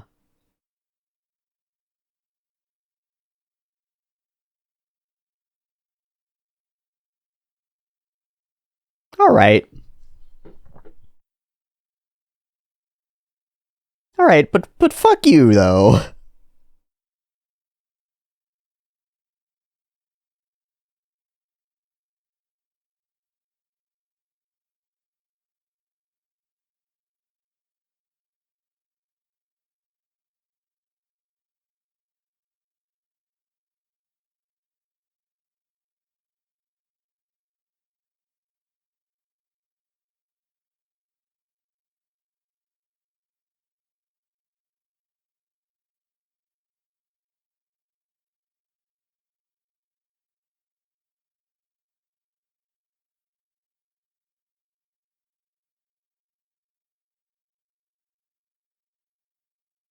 He doesn't kill him. Oh. Maybe I'm wrong. I'm not sure what that sound was. Hey, they're all healed. And you're alive, and Rika's probably still around.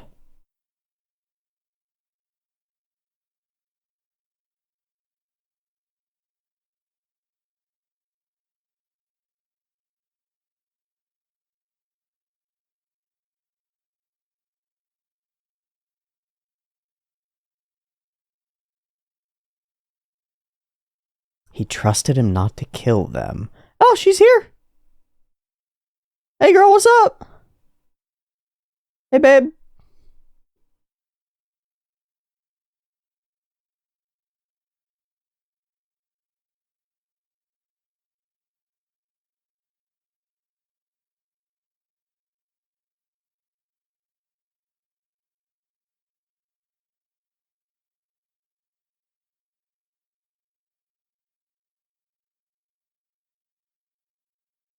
Oh.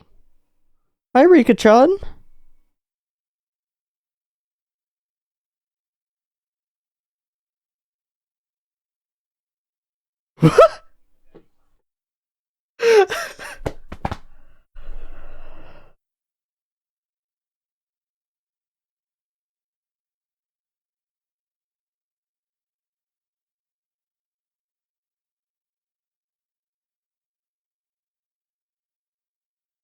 Hmm.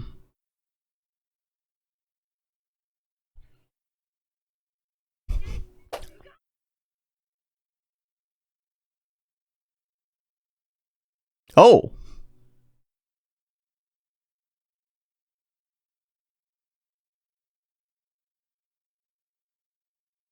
Oops.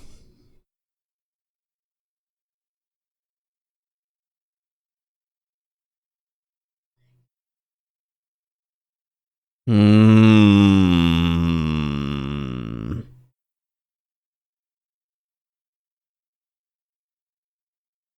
And thus bound her to life.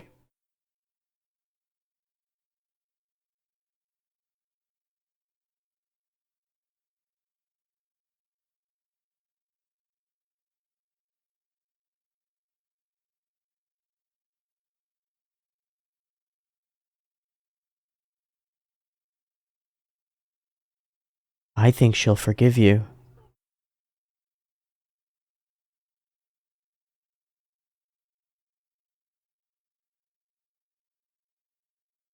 Back to the original not wanting to hurt people.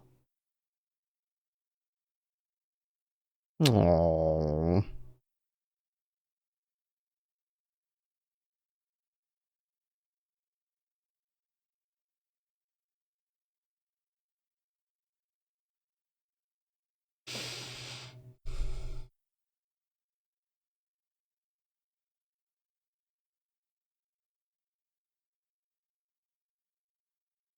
Okay, so he will lose Rika completely, which means that it will only be his prowess as a Jujutsu sorcerer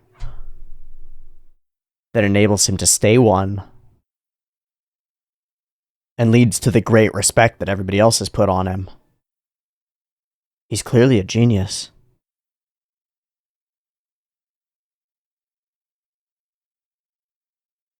Reminds me of Mahito blowing bubbles in the OP.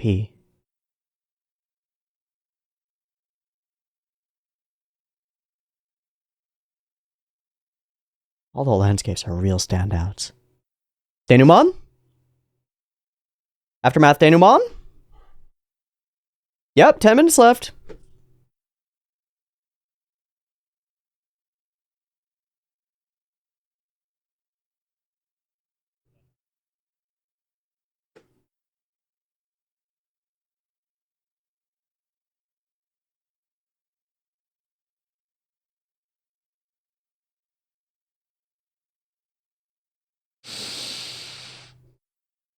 Damn. Damn. Of course, that's what makes it hurt more.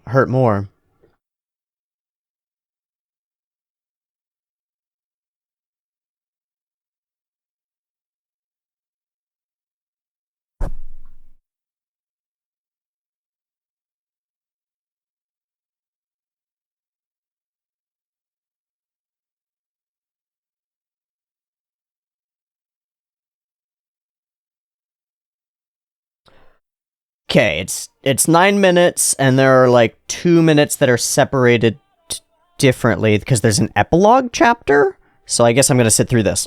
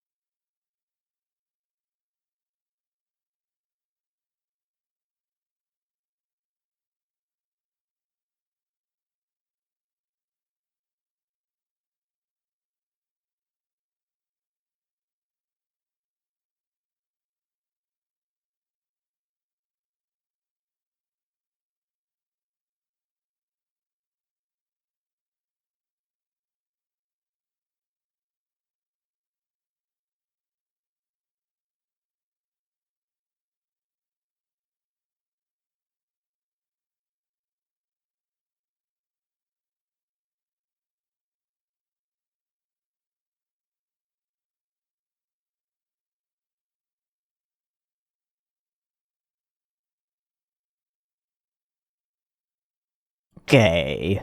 Toward epilogue. Oh my god, after, like, 2 more minutes of credit roll. Okay. Got another song! 2 song credits! I like this one better, I think.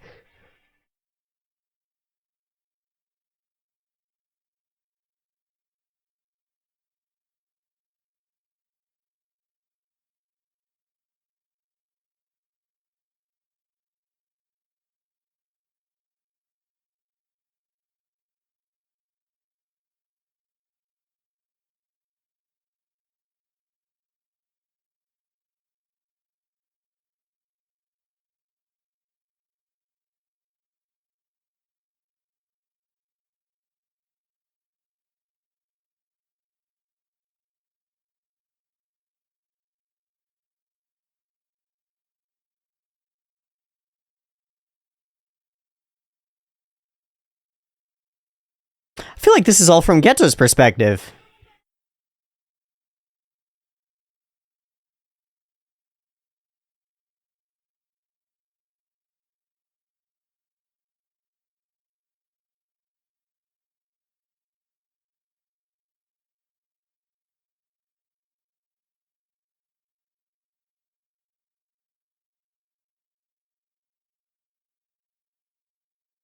It's hard to say, though, because there are 2 distinct voices.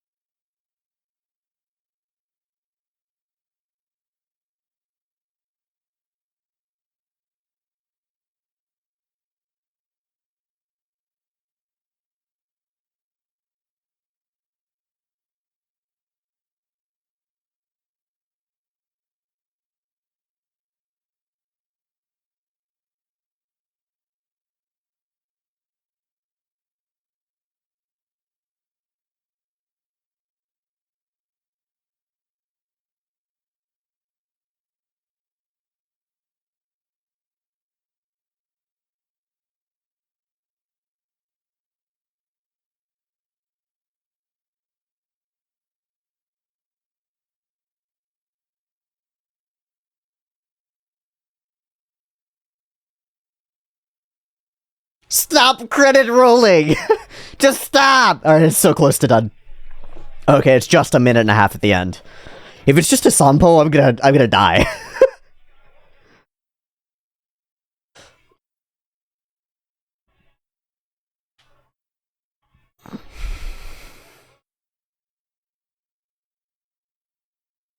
Zebra.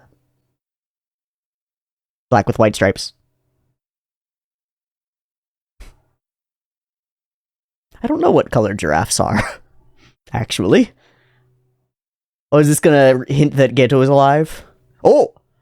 No, this is your boy going to somewhere.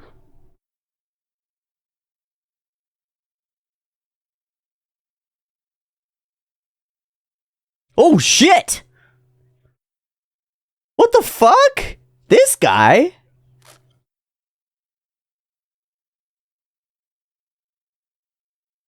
Oh, he's in Kenya.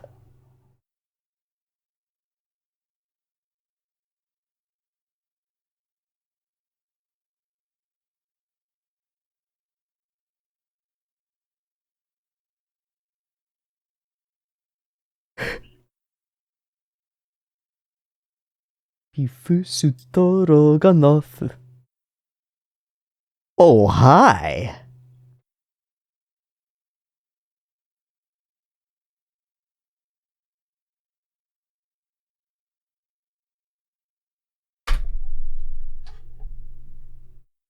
I don't know what to think of that. Bad guy, not bad guy? Interesting.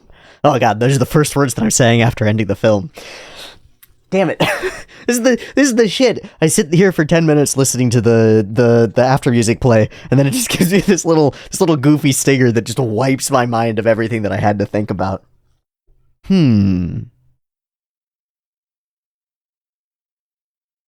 Bathroom. Okay, we've got a kitty co-pilot. Meow. She's hiding under the bed for now, so that's fine. So, kitty cat, what did you think of that film? No answer? Okay, I guess I'm on my own here. I liked it. I really liked it.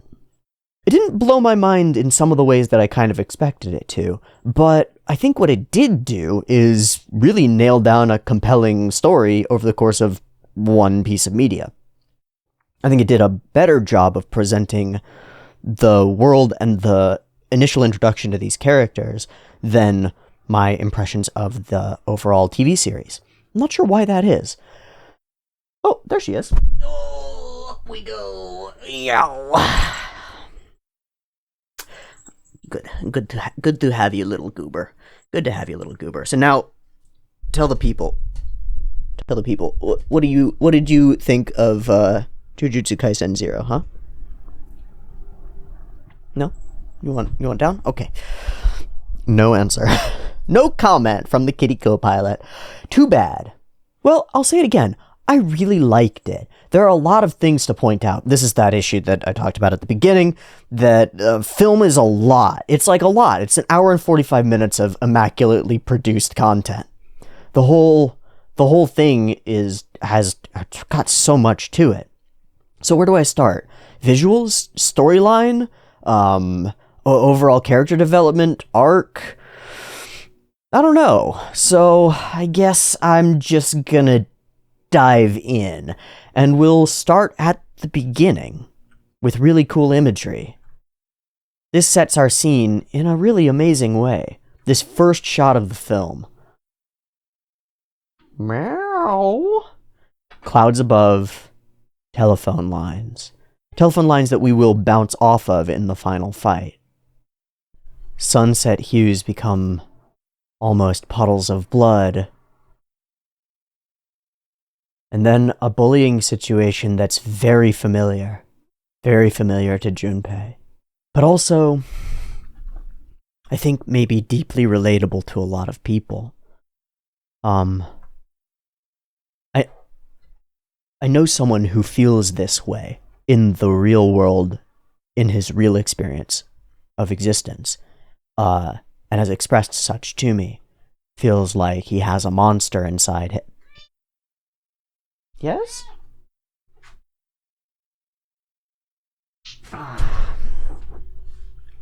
Feels like he has a monster. Oh. Feels like he has a monster inside of him that he doesn't necessarily have control over. And it is very much for that reason that this person has expressed a need or desire to self-isolate. A feeling like they are the harm. I think this is common amongst people who verge towards suicidal as well. I'm the cause of the problem. I'm the center of the maelstrom. I'm the root of the issue. And everyone would be better if I weren't around. Even these bullies. Because I'm just going to lash out and hurt them and I can't stop it. But Okkotsu is right. He really is connected to something that will protect him. What I find most compelling about this is how accurate it is to my understanding of psychology. I use a phrase fairly often when I'm talking about emotional repression.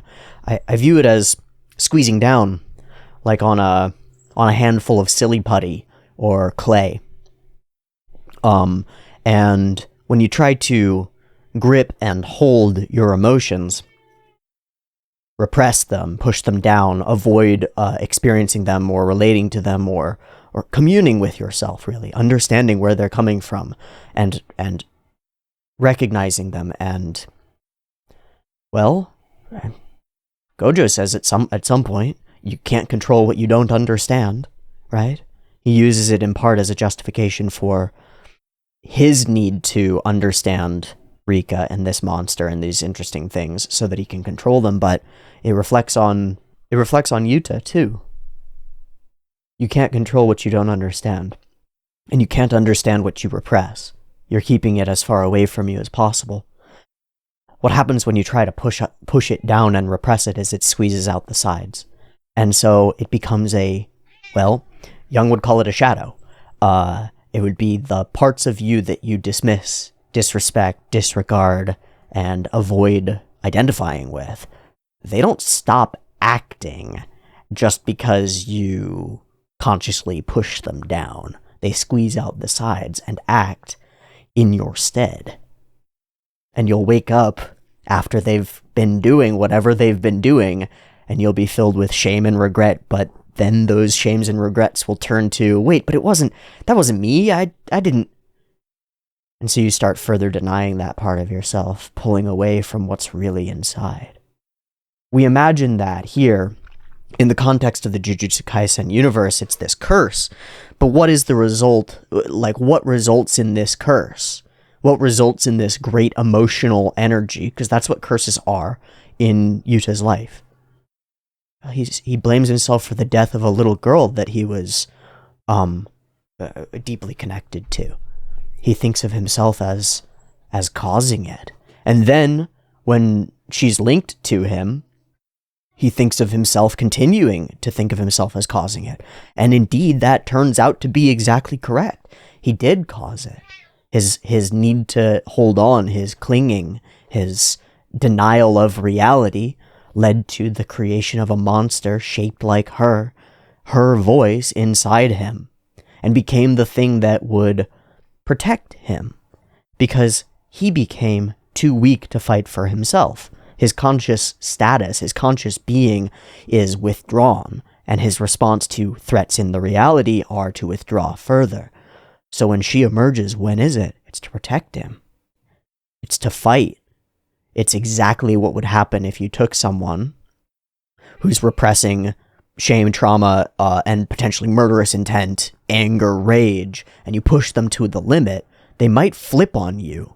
Like in real world, a real bully against a real boy, no curses.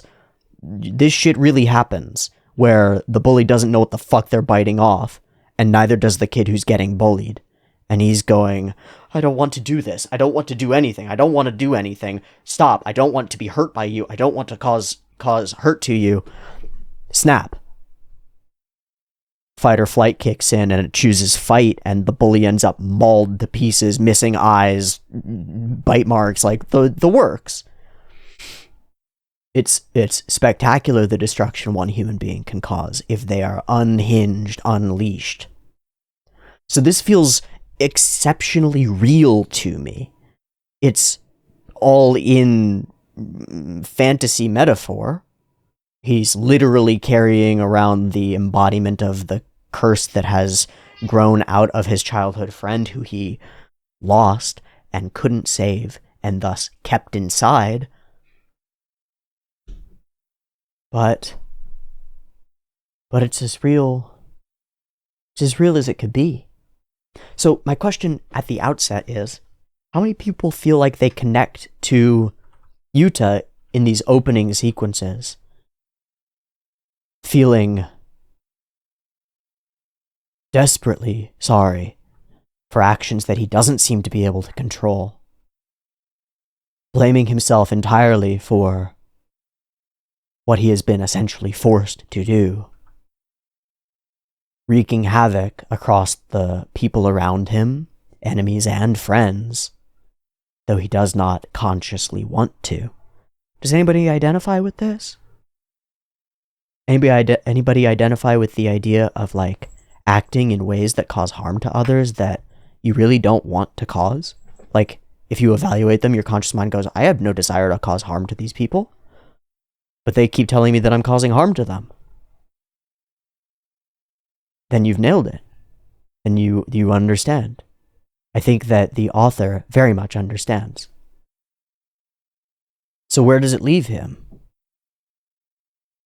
Well, what road do you find when you view yourself as the problem, as a destructive force in the world, as incapable of control? Will you consent to the secret cover-up and execution, just as Okkotsu does? The boy in question consented, though. We told him what's going on. He's willing to die. Doesn't that solve our problem? And all the voices of tradition say, yes, that's the only solution. But we've been in this process before. Well, we have. It will be in the future for Gojo. And so he takes responsibility. I think there's something really, really, really powerful about that. What is strength? Satoru Gojo is the strongest character in this show, right? At present, at least. Godlike, compared to anyone we've met. What is strength and what's it for? Gojo stands for a strength that's used to reach out, that's used to support those who don't feel like they can support themselves. And that's exactly the opposite of what Geto is talking about. And it comes exactly and precisely to a head as we overhear their long past conversation across a distant sea of people. Tried to kill myself, but couldn't even do that. I won't go to the school. I don't want to hurt anyone. So I will just stay inside. Gojo's answer is a really good answer. It's a lonely way to live, man. It's more than that, though. Let's bring it back to the real world. What's the worst thing that somebody in a situation like this can do? Ruminate on their own thoughts, because they're wrong, right? It's pretty straightforward. The person's already in a spiral down toward suicidal. The reasons for living aren't going to just show themselves to that person in a dark, empty room. That's not where reasons for living are found. They're not inside the room. So I think he nails it. And then he flips the script. It matters how you use it. Your curse could save people too. But only if you learn to use it. And at the end of that, if it doesn't work, you can still cast everything away. The exact same thing I would say to a real person struggling with similar emotional feelings. Those can be used. They can be used. They can be channeled. That anger is a reason to fight. That frustration is a reason to stand. It's a power, and you can wield it. The ability to exert force upon the world. That is force. A willingness to cause harm. Potentially violent action. Very powerful. Very powerful. I didn't say the use of it. The willingness to. The capacity to. Being able to fight will stop fights. Being able to fight will prevent violence. It can be a tool to save and protect. So I think this whole first portion of the film is psychologically excellent, like spectacular. And it will continue to build upon itself over the course of the film. Our next steps are essentially to meet a bunch of individuals, a bunch of characters. Each one of them rubs off on Yuta in some powerful way.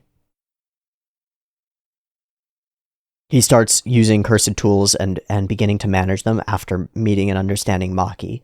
His insight is he's continuously able to figure out what it is about those individuals that's making them interesting and valuable and valid. He just can't turn that lens on himself. I think maybe that's the most striking piece of Okkotsu's personality that I noticed over the course of the film, is that he's able to very quickly, even with mistaken first impressions, he's able to very quickly suss out the strongest, most good core character traits of each of these senpais, each of these people that he ends up interacting with. He's able to understand them, and then he incorporates, as I see it, he incorporates elements of their actions. He becomes a more complete human by interacting with other humans. And that's correct. That's true. You pick up things by osmosis directly from the people around you. You can't help it. You will become somewhat like them. So, surrounding him with a bunch of very interesting people with their own struggles and their own problems and flaws and shames, it's a pretty cool thing to do. And a good lesson for anyone who identifies with him. Do the same. Do the same. Yeah, find some people who are dedicated to something and walk alongside them for a little while. I think the overall scenery is gorgeous. I'll just mention it here at the beginning. There's about to be a scene of like light flitting on a wall from trees, this shit. And it's gorgeous. The whole introduction sequence with this insert song playing over all of it, which I want to go through and see all the lyrics to. Welcome to a new life, a new world. He wants to bury his head in the pillow, but he gets up, and we use this opportunity to foreshadow a bunch. Nobody knows what has happened. I'm gonna hit it with that super speed. You don't see at all what's right for you to do. He can't see himself. So let's start right here and now. Take a deep breath. Your weakness is your greatest strength.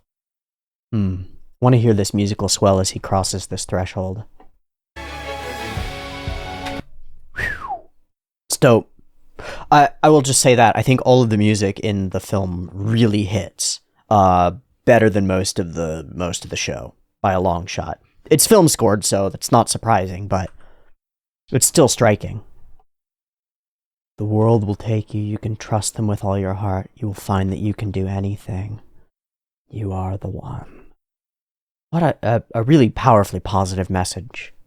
All the character designs are slightly different. I mean, you could say it's because this was drawn a year before he drew the main series, or because they're a year before we meet them. They've just styled themselves slightly differently. I don't know.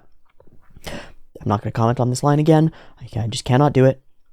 Gojo's still terrible at this. Maki is way hotter in this film than in the rest of the show, and she's still hot in the rest of the show, despite complete lack of sexualization. Maybe because of it. I wouldn't, maybe not complete. There are a couple of moments that verge the line, but it's still so smidgeny. So smidgeny. I don't give a shit. Yeah, really damp mood indeed. Terrible introduction. This is fucking cool. It immediately sets up Yuta as like, whoa, okay, didn't know what we were dealing with, now I know what we were dealing with. And we see all these characters who we've come to respect immediately on their guard and like, weapons out, this is a problem, guy's gotta die. It's like, I don't know, it's like a moment in DBZ where all the characters go, Sugoi pressure, his power level. But it's also stylistically gorgeous. We do this full color shift into this shifting monstrosity. There's a lot of stuff that's kind of double dipping because it's explaining what curses are and how Jujutsu sorcery works. But there are a ton of things that Gojo completely leaves out. Things that even we should notice after having seen the first season. You should have really told him about that, man. Not a great teacher. Well, he's great in some ways, but he's also not great. Listen, you goober, put your feet right here, okay? You're big chillin'. So, he's become a pushover and withdrawn. He avoids conflict at every opportunity, but his shadow doesn't. Do not bully Yuta. I'm going to protect him. If he can't, I will. Just gonna ignore this. So here we are. The story's pretty simple, huh? Little kid, little girl, childhood crush, and a childhood promise. Hell, I made a childhood promise like this when I was in first grade, and her name was Sarah. And we promised that if we were like 40 or something and neither of us were married, we'd find each other and get married. I don't think we're gonna do that. I think we've gone very different directions in life. So maybe I'm gonna end up being cursed forever. But wild for a child to give another child a fucking engagement ring. Where did she get the ring? Where'd she get the ring? I don't know. I don't know.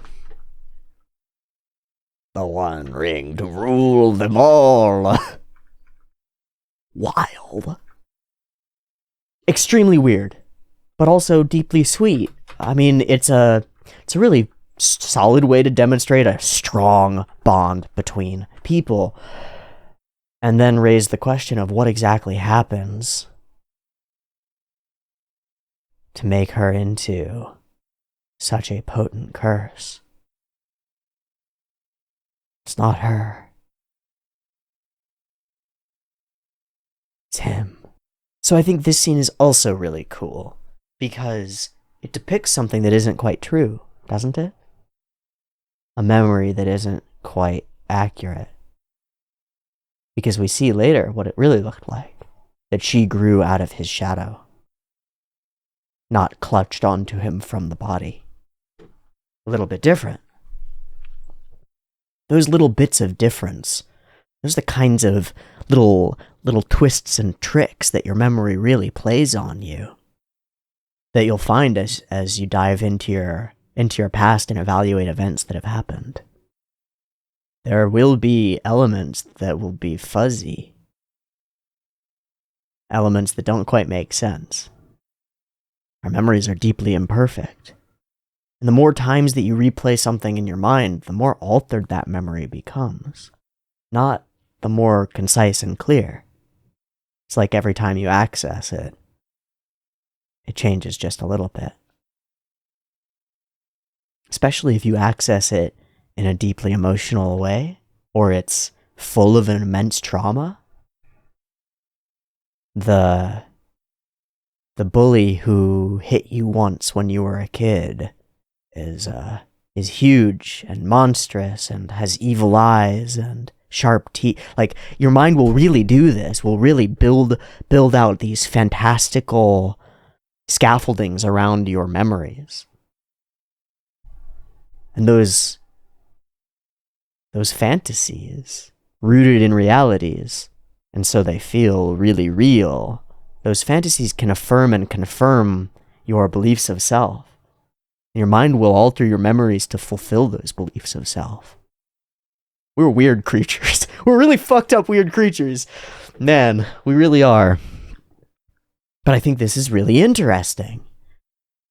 Again, if we pull back and blur our eyes a little bit and look at it through a fully metaphorical lens, a kid who experiences a traumatic event begins to blame himself for it and carries the spirit of it, of the event itself, of the death and the murder and the destruction and the loss around with him. A shadow that follows him. In his self-blame, he withdraws, hoping never to hurt someone again. But by withdrawing, he creates a second self. Pushes that out the sides. Squeezes out and takes action without him. Bingo bongo, it's like perfect. Hey, did Ed watch this? Has Psychotrist Ed seen Jujutsu Kaisen? Just want to see. Looks like a no. Looks like a no all round. Okay. Interesting. I'm gonna have to recommend it to him.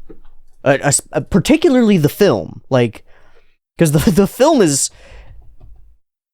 It's like right on. It's kind of nailing it.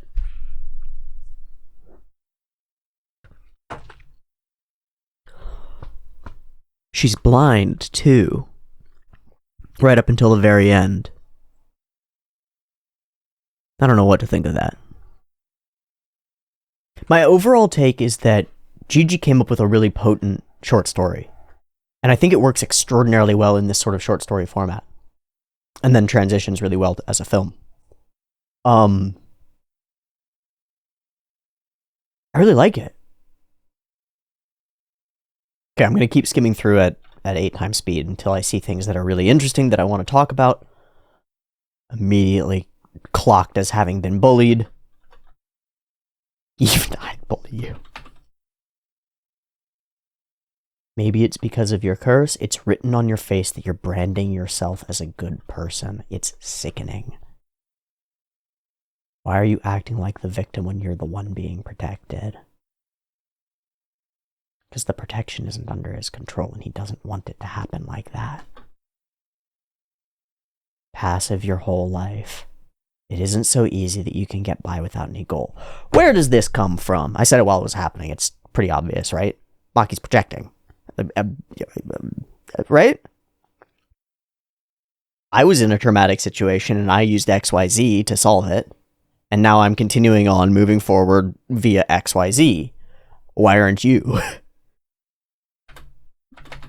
I think I have a tendency to do this too. Which is to recommend or express the way that I would solve a problem.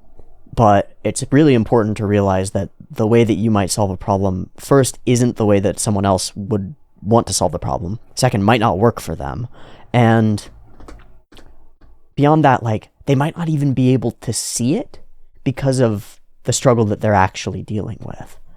Like, this is true. An active goal will help you immensely. It will enable you to cope. It will give you purpose beyond the sort of withdrawing and avoidant behavior that he's been engaging in. But I don't think he can see it. Not here, not now. And really, it won't be able to until we get into the fight. She has a habit of acting like she understands others. And the habit expresses itself as projection, essentially. Believing that because she understands how she would react in a certain situation, she understands how you would too. God damn it, Gojo. He's so bad at this. I guess he's good at it. He's trying to push them to their limits. He's trying to create difficult situations to see what will happen. But man, it's a dangerous fucking game he's playing. I don't like the clothing ones. They're really weird. I don't even know what they are. Maki, all of her stances are super different. I just have to mention this. She does a lot of like crossed over legs, the blade behind the back when she was ready to strike Okkotsu before. Just interesting stances from her. Just it seems like a slightly different style to me. And our first action sequence is going to appear here. And do you remember what I said when we started this action sequence off? We have to nail this. We have to nail this. If you don't nail this action sequence, the rest of the movie loses it. Loses it. You can't come back. Can't come back. Okay? You gotta engage that audience right off the bat with something shiny. And so we do. And the style that we take for it, I would call smooth. S-M-O-O-V-E, smooth. And that's really the style that I would most of the action sequences in the film fit that.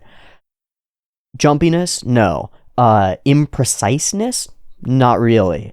Not from what I could see. It's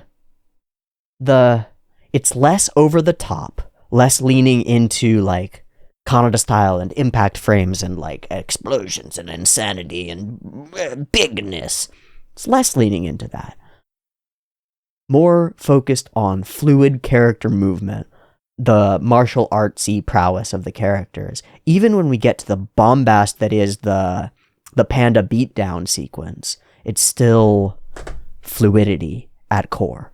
Or the Gojo fist fight, it's fluidity. It's interesting.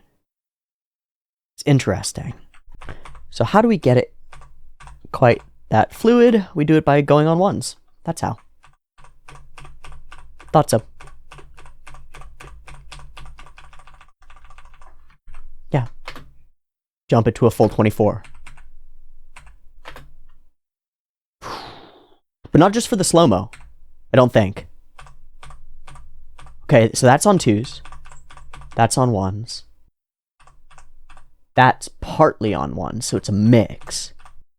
I like the way that we cut around the environment to show multiple angles. It feels different from like cut or multi-takes that are common. It's like, it's filmic. It's expressing, it's Kuleshov-ing elements together. The Kuleshov effect is when you show one thing and then you show another thing, and by nature of showing them right next to each other, they feel like they're in one scene even though they're technically disconnected. Like feet here and jumping here, these are technically disconnected, but they're a part of the same flow, right? So like one leads into the other and we follow it with our mind. We're able to it's the equivalent of what Scott McCloud in Understanding Comics would call the closure effect, but it's happening in film. It's what we do from scene to scene, and if it's done badly, you'll notice that sort of jarring effect where you're like, wait, where am I? And that never happens here. It feels very precise. Where am I? I'm looking at the feet. Where am I now? I'm looking at her leaping up from where we just were. Where am I now? I'm in the impact of the swing, and everything flows together. Doesn't it, kitty?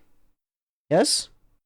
The weaker they are, the more they tend to group together, and that's going to be interesting information for the next mission, but for now, we got some battling to do. It's dope. It's dope. The same could be said for humans. Weaker, they group together. It's not a huge leap from something like that to something like Geto's perspective. Weak humans flocking together, monkeys. But it takes a real degree of Magneto-level disdain, and takes some serious disdain and contempt for non-sorcerers, and a lot of ego to reach that level. I really like a lot of these moving through a background type scenes. I don't have a better title for them. Like that, I just think that's gorgeous. I'd also add that, for the most part, the walk cycles are spectacular.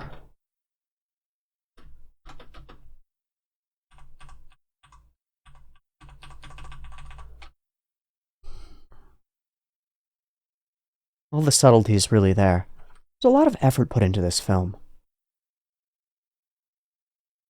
I'm sure that effort led to a lot of sleepless nights for a lot of animators. I'm glad it exists, though.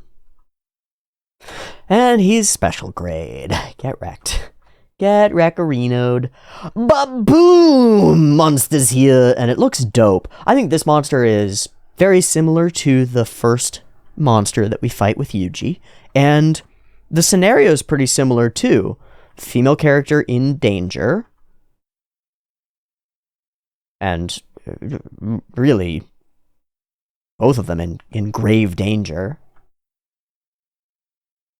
Falling into the mouth. And then it gets rather different.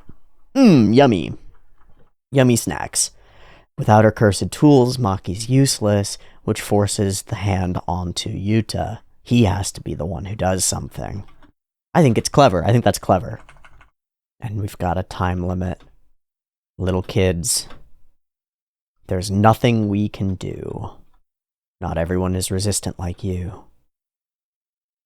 So, alone, in the whale's stomach, you keep asking, but I can't. So why did you even come here? What do you want? What do you want to have? What do you want to achieve? And he gives a damn good answer. An answer that fits his withdrawal, his attempt to not hurt anyone, and fits his traumatic experience watching someone get severely hurt. I want to prevent that. I tried to lock myself away and disappear, but it's lonely being by myself. And that's true. So I want both of these things. I want to be with people. I want to believe it's okay to be alive. You better start working out, bud. No. Exercise. Get to it. Everything else will follow. It's worked for her. It's worked for this place. Maybe it'll work for you, bud. Click. Shh. Hi, Rika. And all he has to do is call. All he has to do is ask. She's there. But only right after he comes to a conclusion about what he wants to aim for. Right?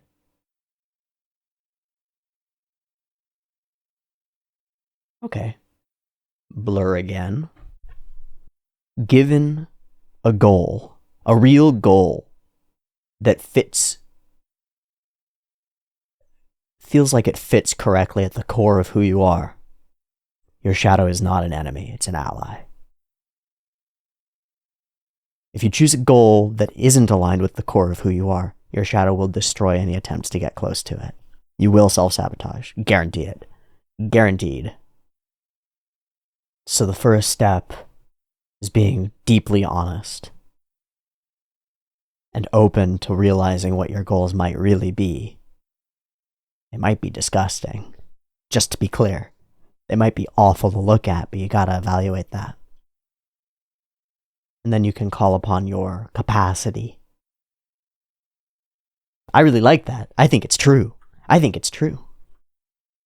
So his subconscious is freed. His curse and his blessing and his love. And she a little fucking wild. Freaky, freaky indeed. What's the last bit? Perseverance, baby. Follow through. Finish the mission. Don't give up. I can't collapse yet. Haven't you already decided? If you give up here, can't start moving forward again. And so a still small voice of a little child inside the back of his mind supports him as he strides toward what he really wants. He's not at odds with his shadow, or his subconscious, or Rika within him, or however you want to see it. He's aligned, and nothing can fucking stop him. Wow. Nicely done. Pretty fucking sick. So first 20 minutes of the film, really excellent. I think really, really excellent. And then we build out and flesh out the backstory, forever and ever, believing that maybe he is the one who cursed her. And Geto says, "This is my personal theory, but there's no curse more twisted than love."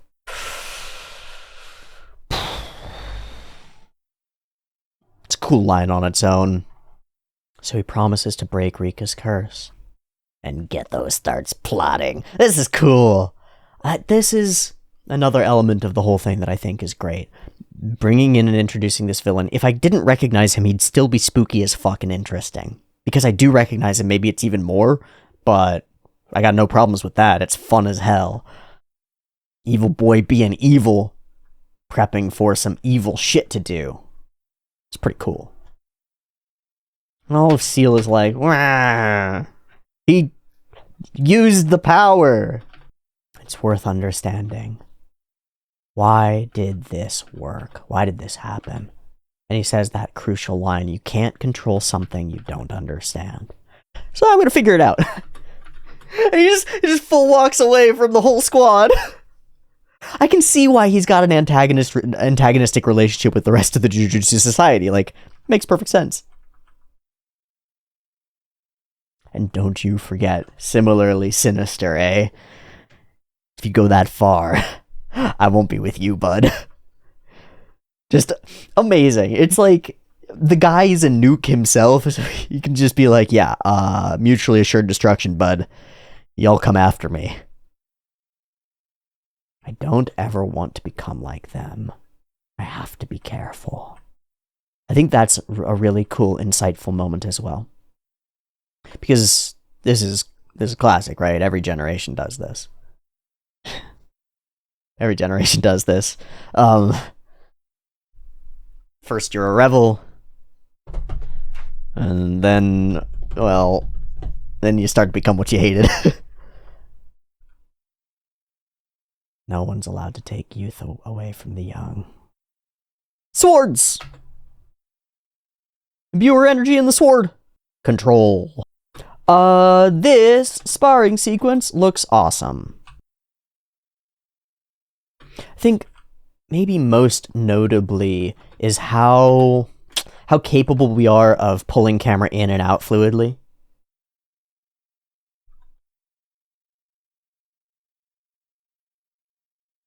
It's reminiscent of the sort of dancing around each other sequences that we have in the episodes, but it's really quite different. This is sort of its own thing. Like, instead of a large sweeping sequence that we're continuously rotating around, it's like the camera's staying where it is, but zooming in and pulling out in order to frame the characters most interestingly.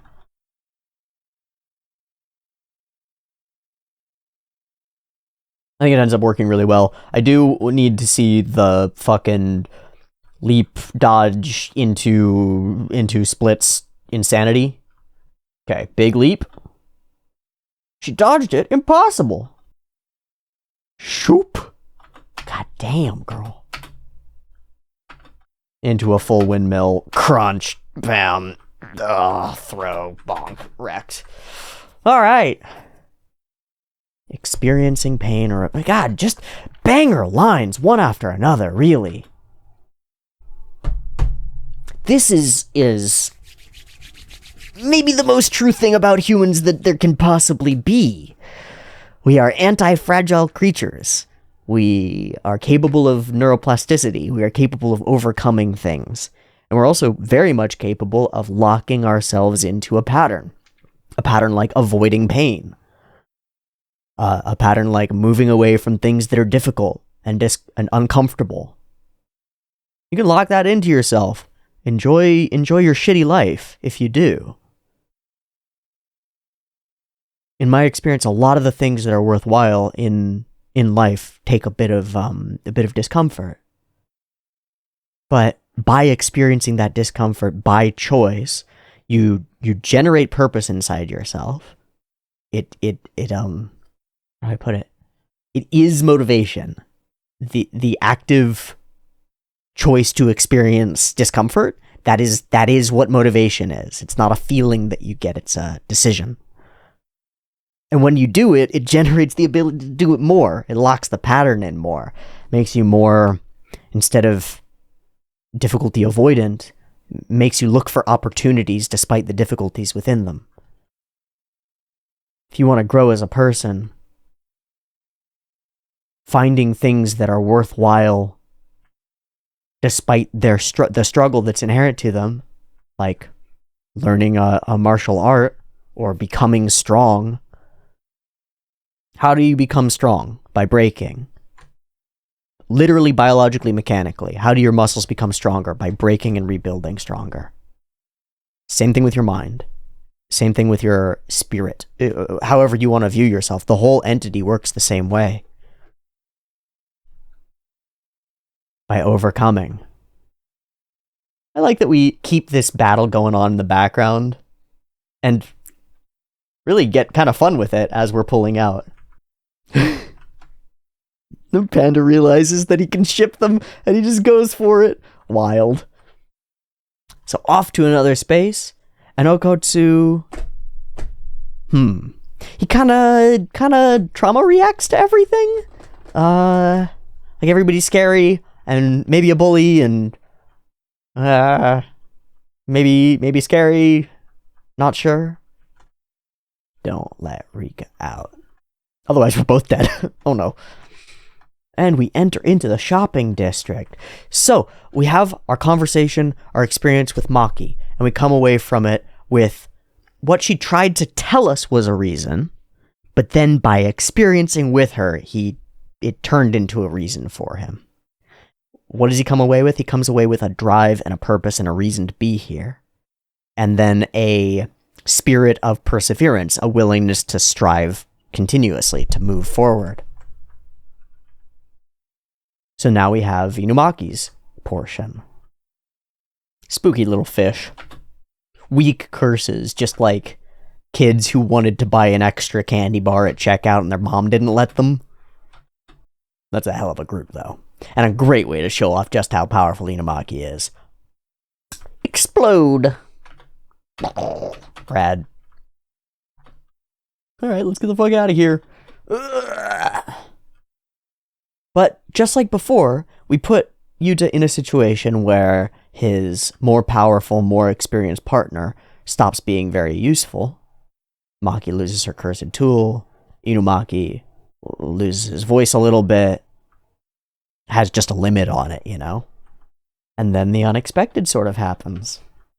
Another curse. And it's a bad one. Man, just a finger. I like this. Yuta immediately returns the favor. And then he has the nerve to apologize for the finger getting hurt. Returns the favor, I said, right? I didn't say returns the finger, returns the favor. This is a great setup of the the lost throat medicine, and it sets up a tag team working together style of battle for the rest of this. So Inumaki starts striding forward, tells him to stop here. And Yuta realizes what's going on. I'll protect you. This is for me to do. And he is ashamed.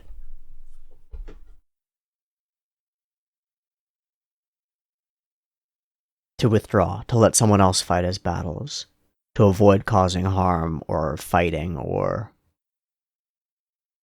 using himself. But he won't. He sees, at this point, he sees the good in Inumaki and turns what could have been a grand self-sacrifice into a communal collaborative effort that probably only works because they're working together. Because he's able to get him that cough medicine. I think if Inumaki walks up on his own, probably he doesn't leave here alive. Maybe Geto comes out with Rika by the end of this.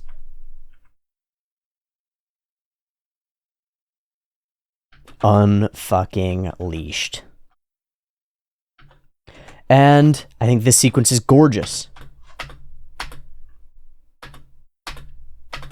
Yeah, cut off legs so we don't have to deal with background on the floor at all. Very clever, I think. Oops. Incredibly kind-hearted. He doesn't want to cause other people harm. He carries around a powerful tool, but it can harm others. He tried to protect me, to help. It's a good example, isn't it? I'm no match for this curse, but together, I'll respond to his kindness. That's a powerful lesson too, isn't it? To respond to kindness in kind. It's a flip of the golden rule. And it makes perfect sense to me. If you're in that withdrawal, I'm the problem mentality, how do you even imagine that somebody is being kind to you, let alone how you might be kind in return? You have to be able to recognize the kindness and then be willing, consciously, to respond in kind. Just as Inumaki consciously limits himself so that he doesn't cause harm to others, you have to do something similar. In many ways, that's what kindness is. Having the capacity to do harm and choosing not to. Choosing to avoid it, choosing to help instead. Pretty dope. Boing. Also, Inumaki's got some moves.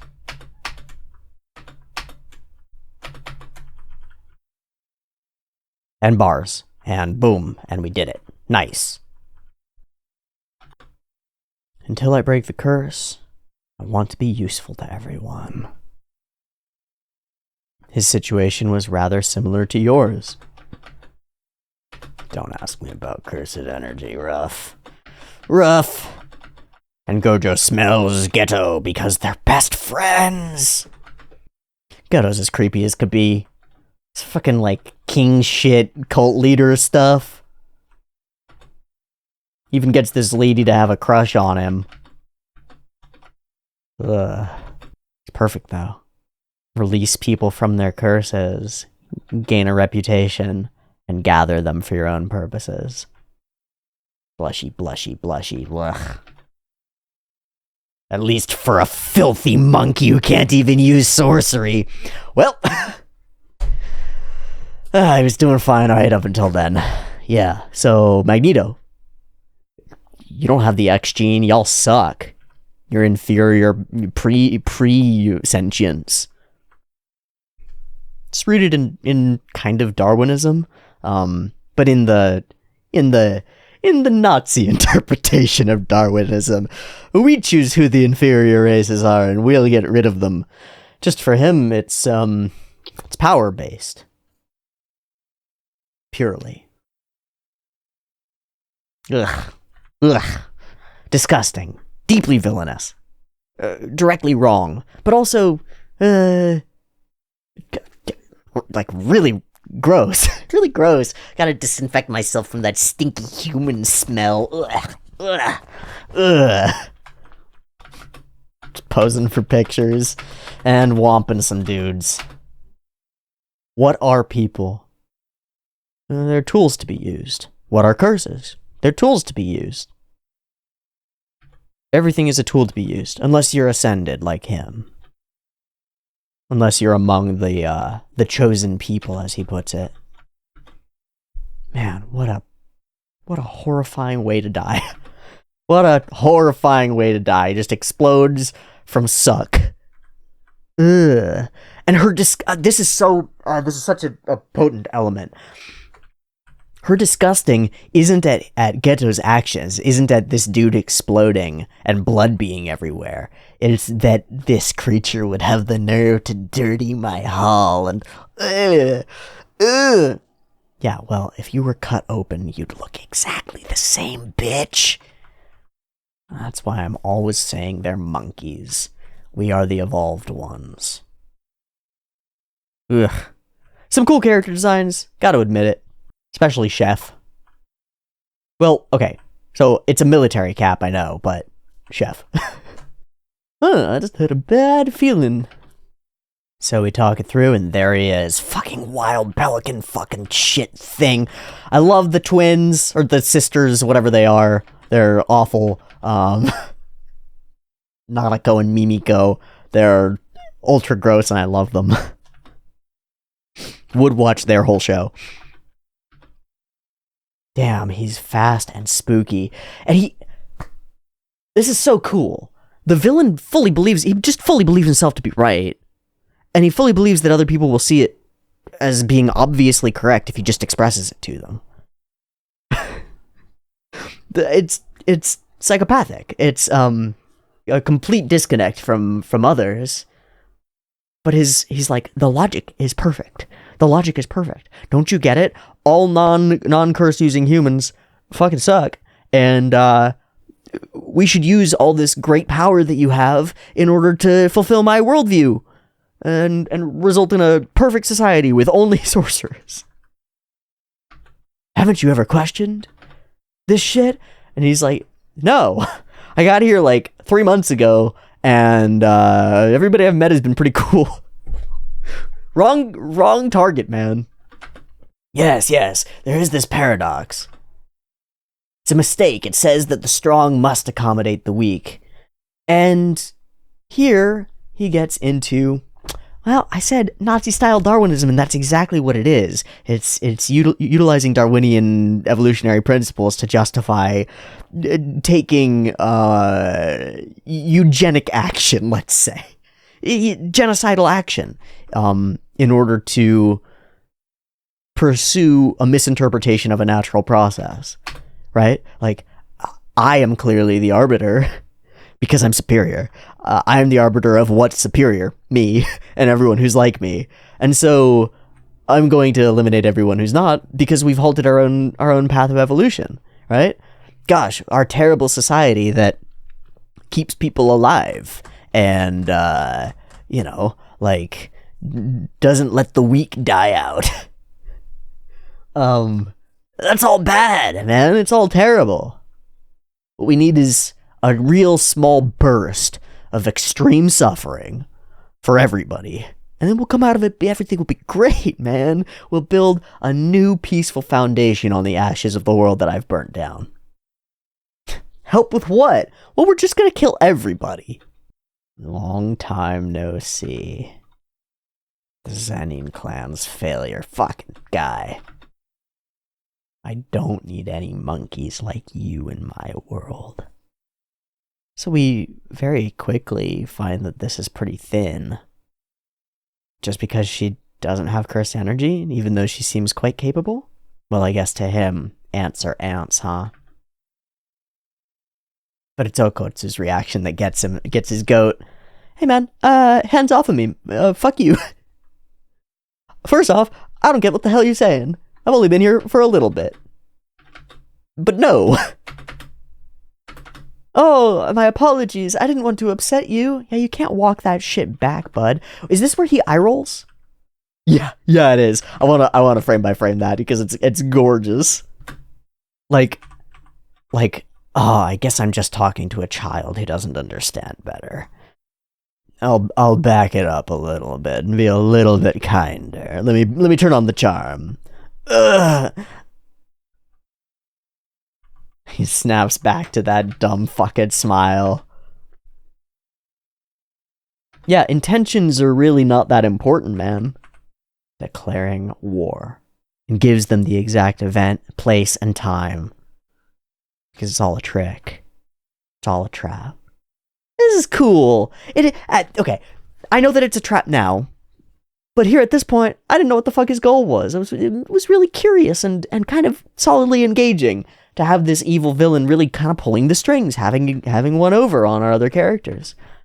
The root of curses. So you better send everybody you've got. And the cafe and the grapes. Oh my gosh. You're already within my range. Bye. So this is a cool use of a very difficult to use trope. The villain appears before the heroes and gloats. If you've ever run villains, it's hard to make this one happen in a really believable way. I think this does a really good job. He's got guns pointed at all of their heads, and he just wants the message to get through. Why doesn't he attack now? Why doesn't he attack here? Well, he doesn't want to. He has no interest in causing a fight on Jujutsu school grounds. He wants to prevent them from attacking and drop a tidbit of information that will lead them astray. It's really quite smart. I might steal it. I might steal it. So here's our conversation, and I need to determine which voice is which. Sorcerers exist to protect non-sorcerers. That comes from Ghetto.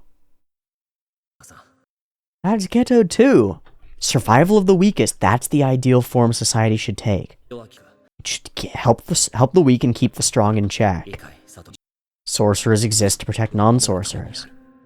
And Gojo is the one saying, I hate righteousness. He asked the question about strength. If I could become you, wouldn't my foolish ideals become reasonable possibilities?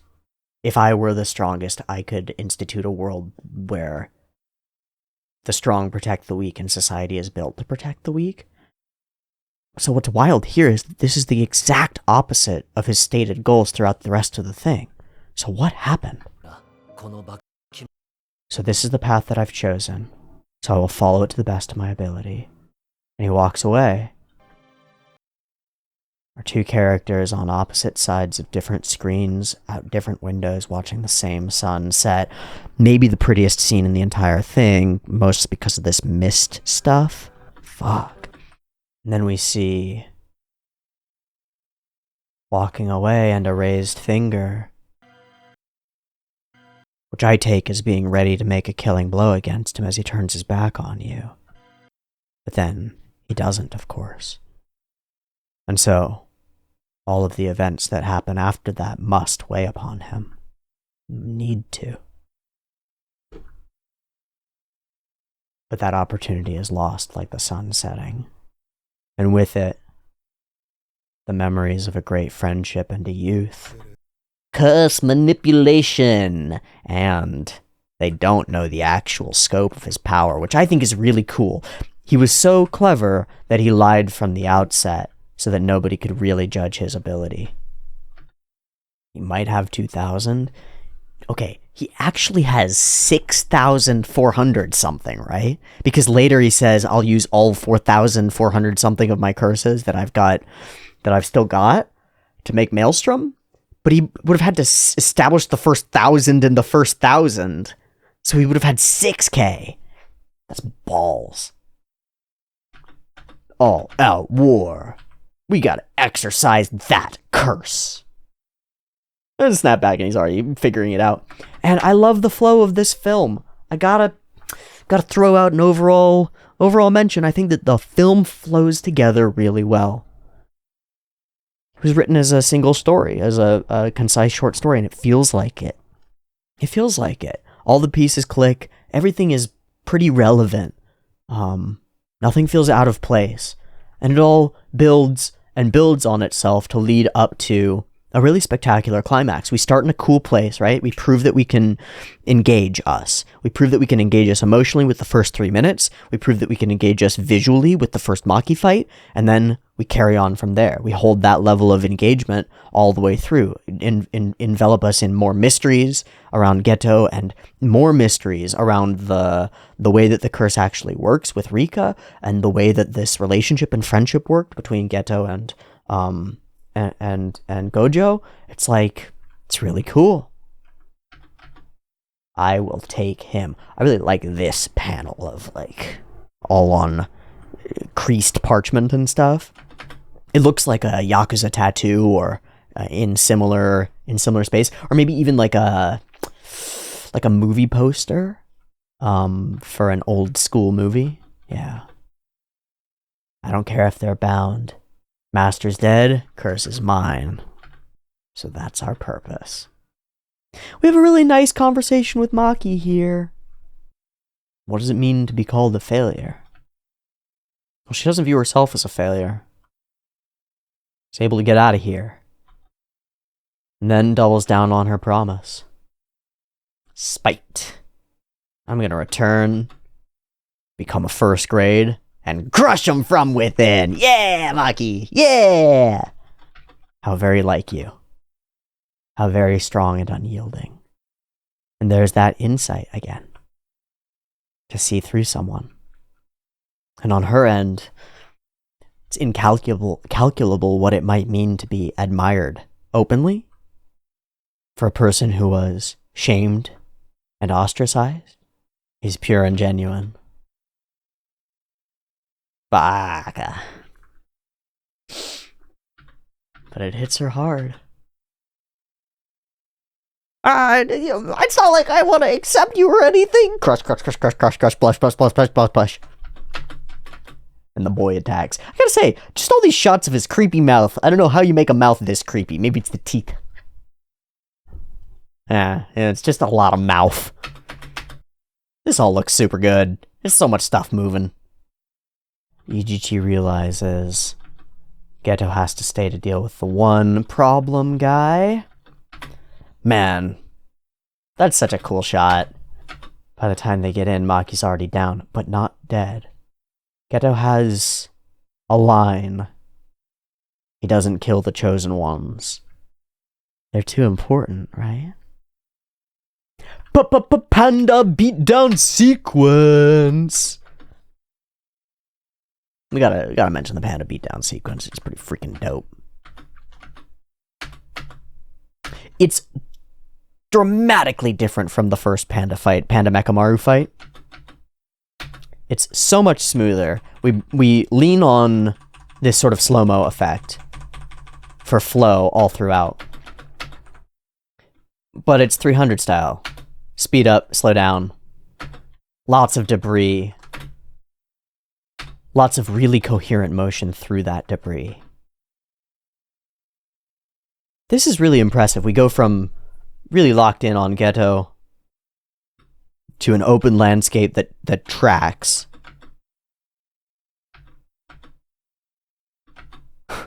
It's a big boy.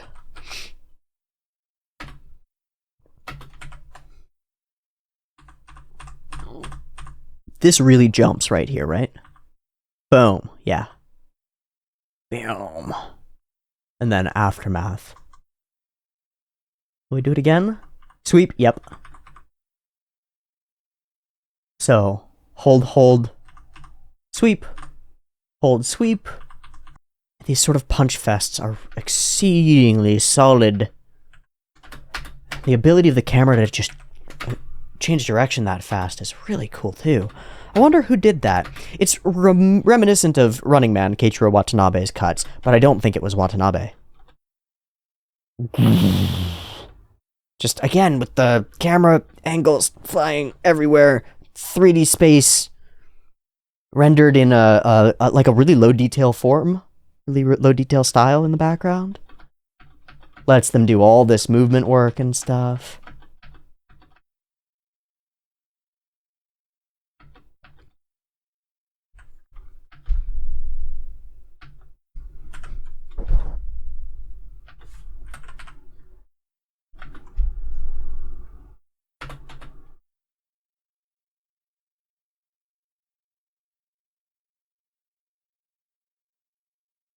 That little kick into flip into throw is super cool. Locked onto the object, up into the hand, spin, and then wham! Out into the wide. Pretty freaking dope. And not alone. Damn, her leg is severed. Isn't it? Wow. Oh boy. Sacrificing themselves for a fellow sorcerer. He really believes. You motherfucker, you hurt my friends. Ends justify the means. Tells him to run away, but he doesn't even have the strength to use cursed speech, huh? Damn. Hell no. And he becomes enraged. It's really useful to be able to exert force on the world. It's really useful. How else are you going to handle malice?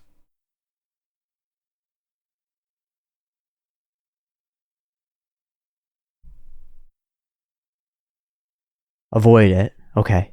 Sure. What if you can't? What if it comes to you?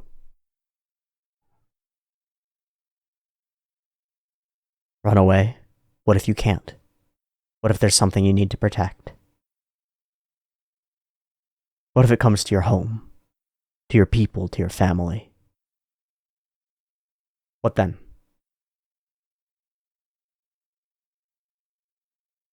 No, you need to be able to exert force. To have an ideal, to have a goal, to have a set of morals and beliefs, even if they're as simple as can be. Death should be correct. My friends are important to me. I don't want these people to die. Whatever it is. Something simple. A cornerstone. Something that is a hard line, that if it is violated, you will not stand for that.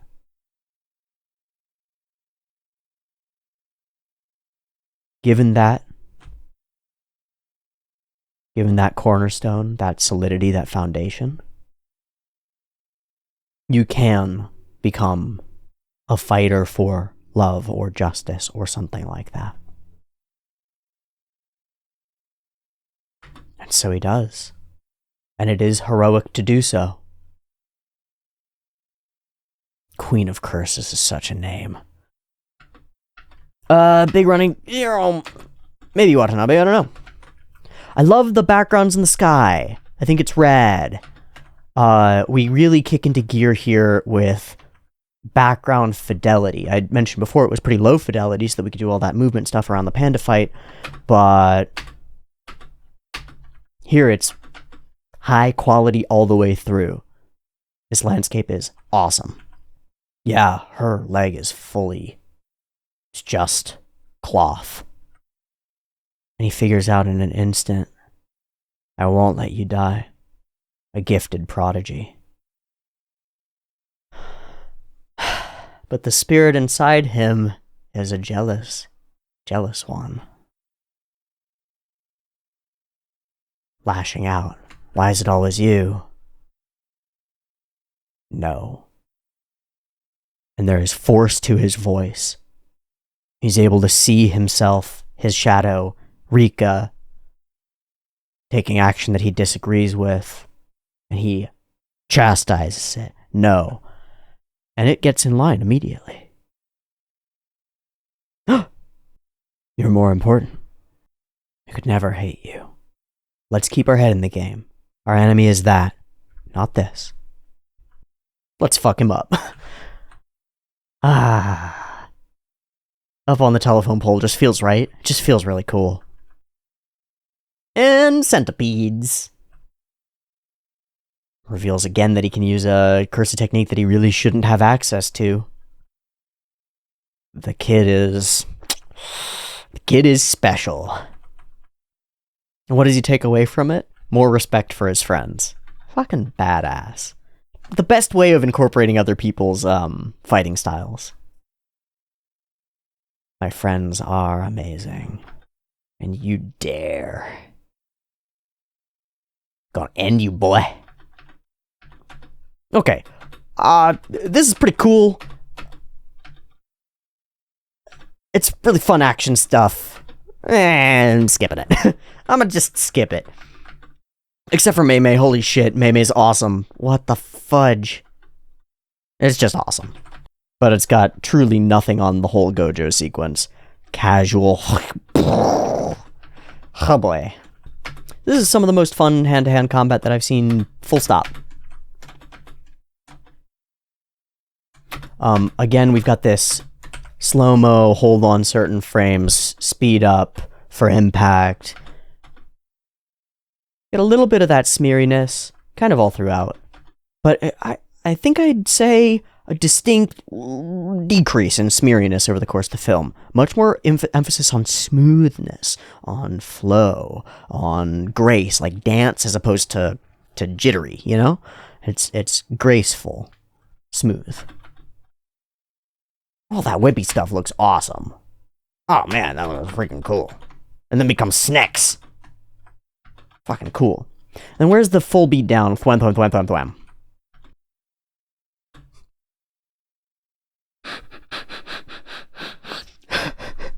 Full Spider-Man, it just appears above you, and you hit an infinity wall. Up to it, big spinning, fighting, bam, bam, bam. And then here we start to really rock it. So, is anybody else really strongly reminded of the big Naruto-Sasuke fight on the waterfall? Even gets some slaps in there. That's a full open hand smack. It works. It's not going to cause damage, but it will discombobulate you.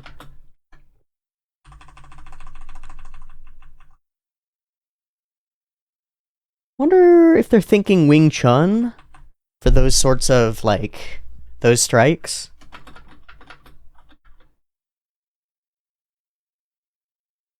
Man, he is really a problem. Gojo is really a fucking threat. But we've got a more important fight to get to. The riffraff are no longer a match for you. I'll have to crush you myself. He's the owner of the thing, so is that why people don't like touching it? Makes sense. Mankind is the top, but invented higher beings and began to worship them. Why would they do that when real gods exist among them? You don't have to believe in us. We're here. I like this moment of the mouth opening and Rika's as well. They're in sync, in unison, aligned. And then, just like that really potent scene in the last couple episodes of JJK, we use the eye, the little spark of light in the eye as our highlight to generate this rapid movement forward. And we launch into the climactic spectacle of the battle. Like, environments are high fidelity, movements insane, characters are hyper expressive. Every strike and every bit feels cool. There are some tricks and stuff like the body to wipe and such, but it's like it's all really just one flowing piece of well choreographed combat that's not existing just in 3 dimensions, but in the moving dimension of those 3, if that makes sense. Like, this battle exists in 3 dimensions, and then with respect to the camera and where the camera is going to be. And it's all planned out kind of to the immaculate, right? One strike gets dodged, leads to a jump, leads to twisting around this way, and leaping down toward us, and leaping and tumbling toward the camera, and then away from the camera. The sense of, I pointed it out before, this ability to change direction of camera movement, to change the flow of the battle. It feels like changing the flow of the battle, like the tide ebbs and flows all the way through as one person gains a little bit of an upper hand and then not. It's it's too much to like go through and point at all the things, but if you watch it in whole, it clicks into your mind. You understand what happened. It conveys itself, I'd say, near perfectly. And creatively. Makes it really fun to watch. Makes it convey the pieces that it needs to and tell the story that it needs to in an extraordinarily lovely way. I think it's great. I think the whole sequence of this fight is great. I love the insert song. Try to be the real you. You want to be a god? Fuck off. No, I don't want to ascend. I want a chosen race. A chosen people. The strong are buried and oppressed by the weak due to sheer numbers. And that makes me sick. So we get ready again, and we strike again. His growth is visibly different. Like, boy grows fast. Too fast. Enough to surprise you. But also enough to break his own tool. Guess he didn't need it. Guess he didn't fucking need it. Black Flash smash. Fully on accident. Like a true prodigy. Give it all. You have to finish this for the world. We bring it right back to the center. I don't know if you're right or wrong, but you're in my fucking way, bud.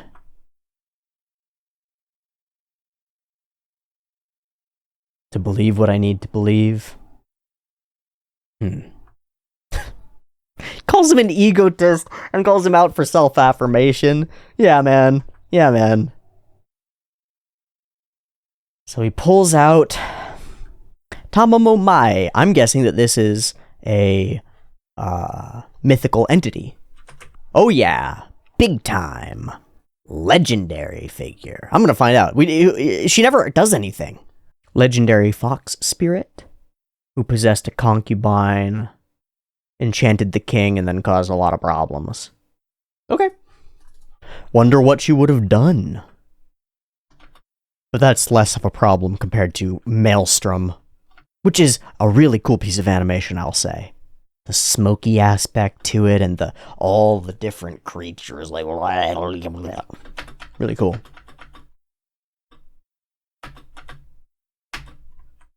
Fascinating style. I wonder who's responsible. I love that we get to see the whole squad. Nanami hits 4 fucking Black Flashes in a row because he's a beast. Today is clearly the day. It's cool to see all these people who we're going to meet later get into it. Forever and ever. So he gives everything of himself to Rika, this image of cursed trauma. Embraces his darkest tendencies. Loves them, loves himself. And what does that do? It frees her. It awakens her. By embracing the whole self, the darkest parts too. It is awakened? Yes! Fucking crazy looking, by the way. What the hell? The greatest curse of all, maybe. Pure love. So, Geto stands for what he believes to be justice. This is pretty biting commentary, isn't it? What is justice without love and compassion? Geto seeks to right the wrongs of the world by killing everybody who he thinks is less than him. I don't think that's justice, bud. So, as is tradition, a grand climactic beam battle, one ideal and another, becomes an enormous conflagration, and it looks spectacular. It's like cubist explosion. Honestly, it looks like it's out of Promare. which is a CG show, which doesn't make any fucking sense, but a lot of the elements that explode and stuff kind of look like this because they're rendered as polygons, as polygonal. It's crazy looking. I think it's awesome. It gives a totally novel effect. Who won the beam battle? Love, not justice. And Geto is thrilled by it. Next time.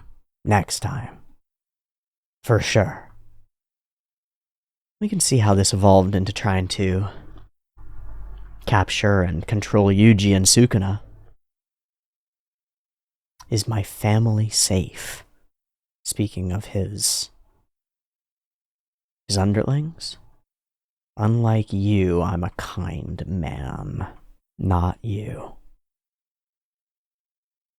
I trusted you wouldn't kill them. Trust. How did they fall so far apart? How did Geto go from that conversation about believing wholeheartedly in society to being this broken and spiteful and hateful? What betrayed him? Who hurt you, Geto? Who hurt you? How did this happen? A new mystery to add to the others. Silent words and the sound of what? A blade? I don't know. And then it's aftermath. We did it. The curse is broken. Rika is free. And you're also a really powerful sorcerer who cursed that girl, whose desire to run from reality led to all of this. But you're strong now. You can accept the reality and the pain. That acceptance, it's all my fault. And thank you for it. A happy ending for our cursed spirit and for our cursed user. A weight off of his shoulders. But of course, we're not done. He's still a powerful cursed energy user. He's still a powerful sorcerer. Unbound now to a grand curse that supported him. He's whole. Fully himself. Integrated, we might say. Yes? Yes? Yes? Yes. Integrated. Again, if we pull out and blur, the hurt child within him forgives the rest of him. The self-blaming child within him tries to take on all that responsibility, but can't find it. Forgives himself. Embraces both. Becomes whole by doing so. The eye opens. My best friend. And then it's a credit roll and a little stinger. Gonna go get him back. Maybe for season 2? Maybe. Maybe. Alright, overall rating, 8. Solid 8. This is a good movie. Good time. Tons of fun animation. Solid story. I like the format of it. It's concise. It has a beginning, middle, end, right? It like makes a lot of sense. But I also really like the flow of it. I like our starting point. I like how our character makes all these realizations about his life and existence by coming into contact with important people. People who become important to him, let's say. That's what does it. And over the course of this, manages to go on a really successfully executed, really well conveyed, like psychic in terms of the mind, psychic journey. I really, really, really want to recommend this film to Ed from Psyculturists because I think he would have a field day and has much more formal training in these fields than I do. But I think we'd come to a lot of the same conclusions about the way this film expresses and identifies and conveys and shows, and I'm running out of words. How it handles trauma, self-blame, withdrawal, fear of like retribution from a self that you don't align with. I think it's really spectacular on that front, bolstered entirely by solid fucking production. No indication that the people working on this were essentially sweatshop laborers, and I don't know exactly how deep that rabbit hole goes. I've only heard mumblings, but what we ended up with was a really, really great film. I think this kicks the ass by miles of anything I've seen come out of Hollywood in recent years. By miles. Like, God, if only our popular stories were good at identifying elements of the human condition like this and expressing them really effectively in a way that is approachable to young people, especially approachable to young people, because you don't have to like do what I did to get this film. I think that's obvious. I think most of you who've seen this before got it then, and you might take like some elements of what I've done here and go like, oh, that brings something subconscious into the conscious for me, and like my feelings about the film now have some analysis behind them, and that makes some sense. But you absolutely don't need to do that in order to come away with a life-changing message. You don't need to do that in order to come away with a ruminating spiral in the back of your mind that's like, why did I identify with Okkotsu so much? Like, what's going on there? These kinds of stories worm their way in under your skin and can cause really dramatic change in people. So it is a joy to see one that is so poignantly designed to aim people in a positive direction. I think it's excellent. It's what I believe media is for. It's what I think these stories are about. And I think this film does a better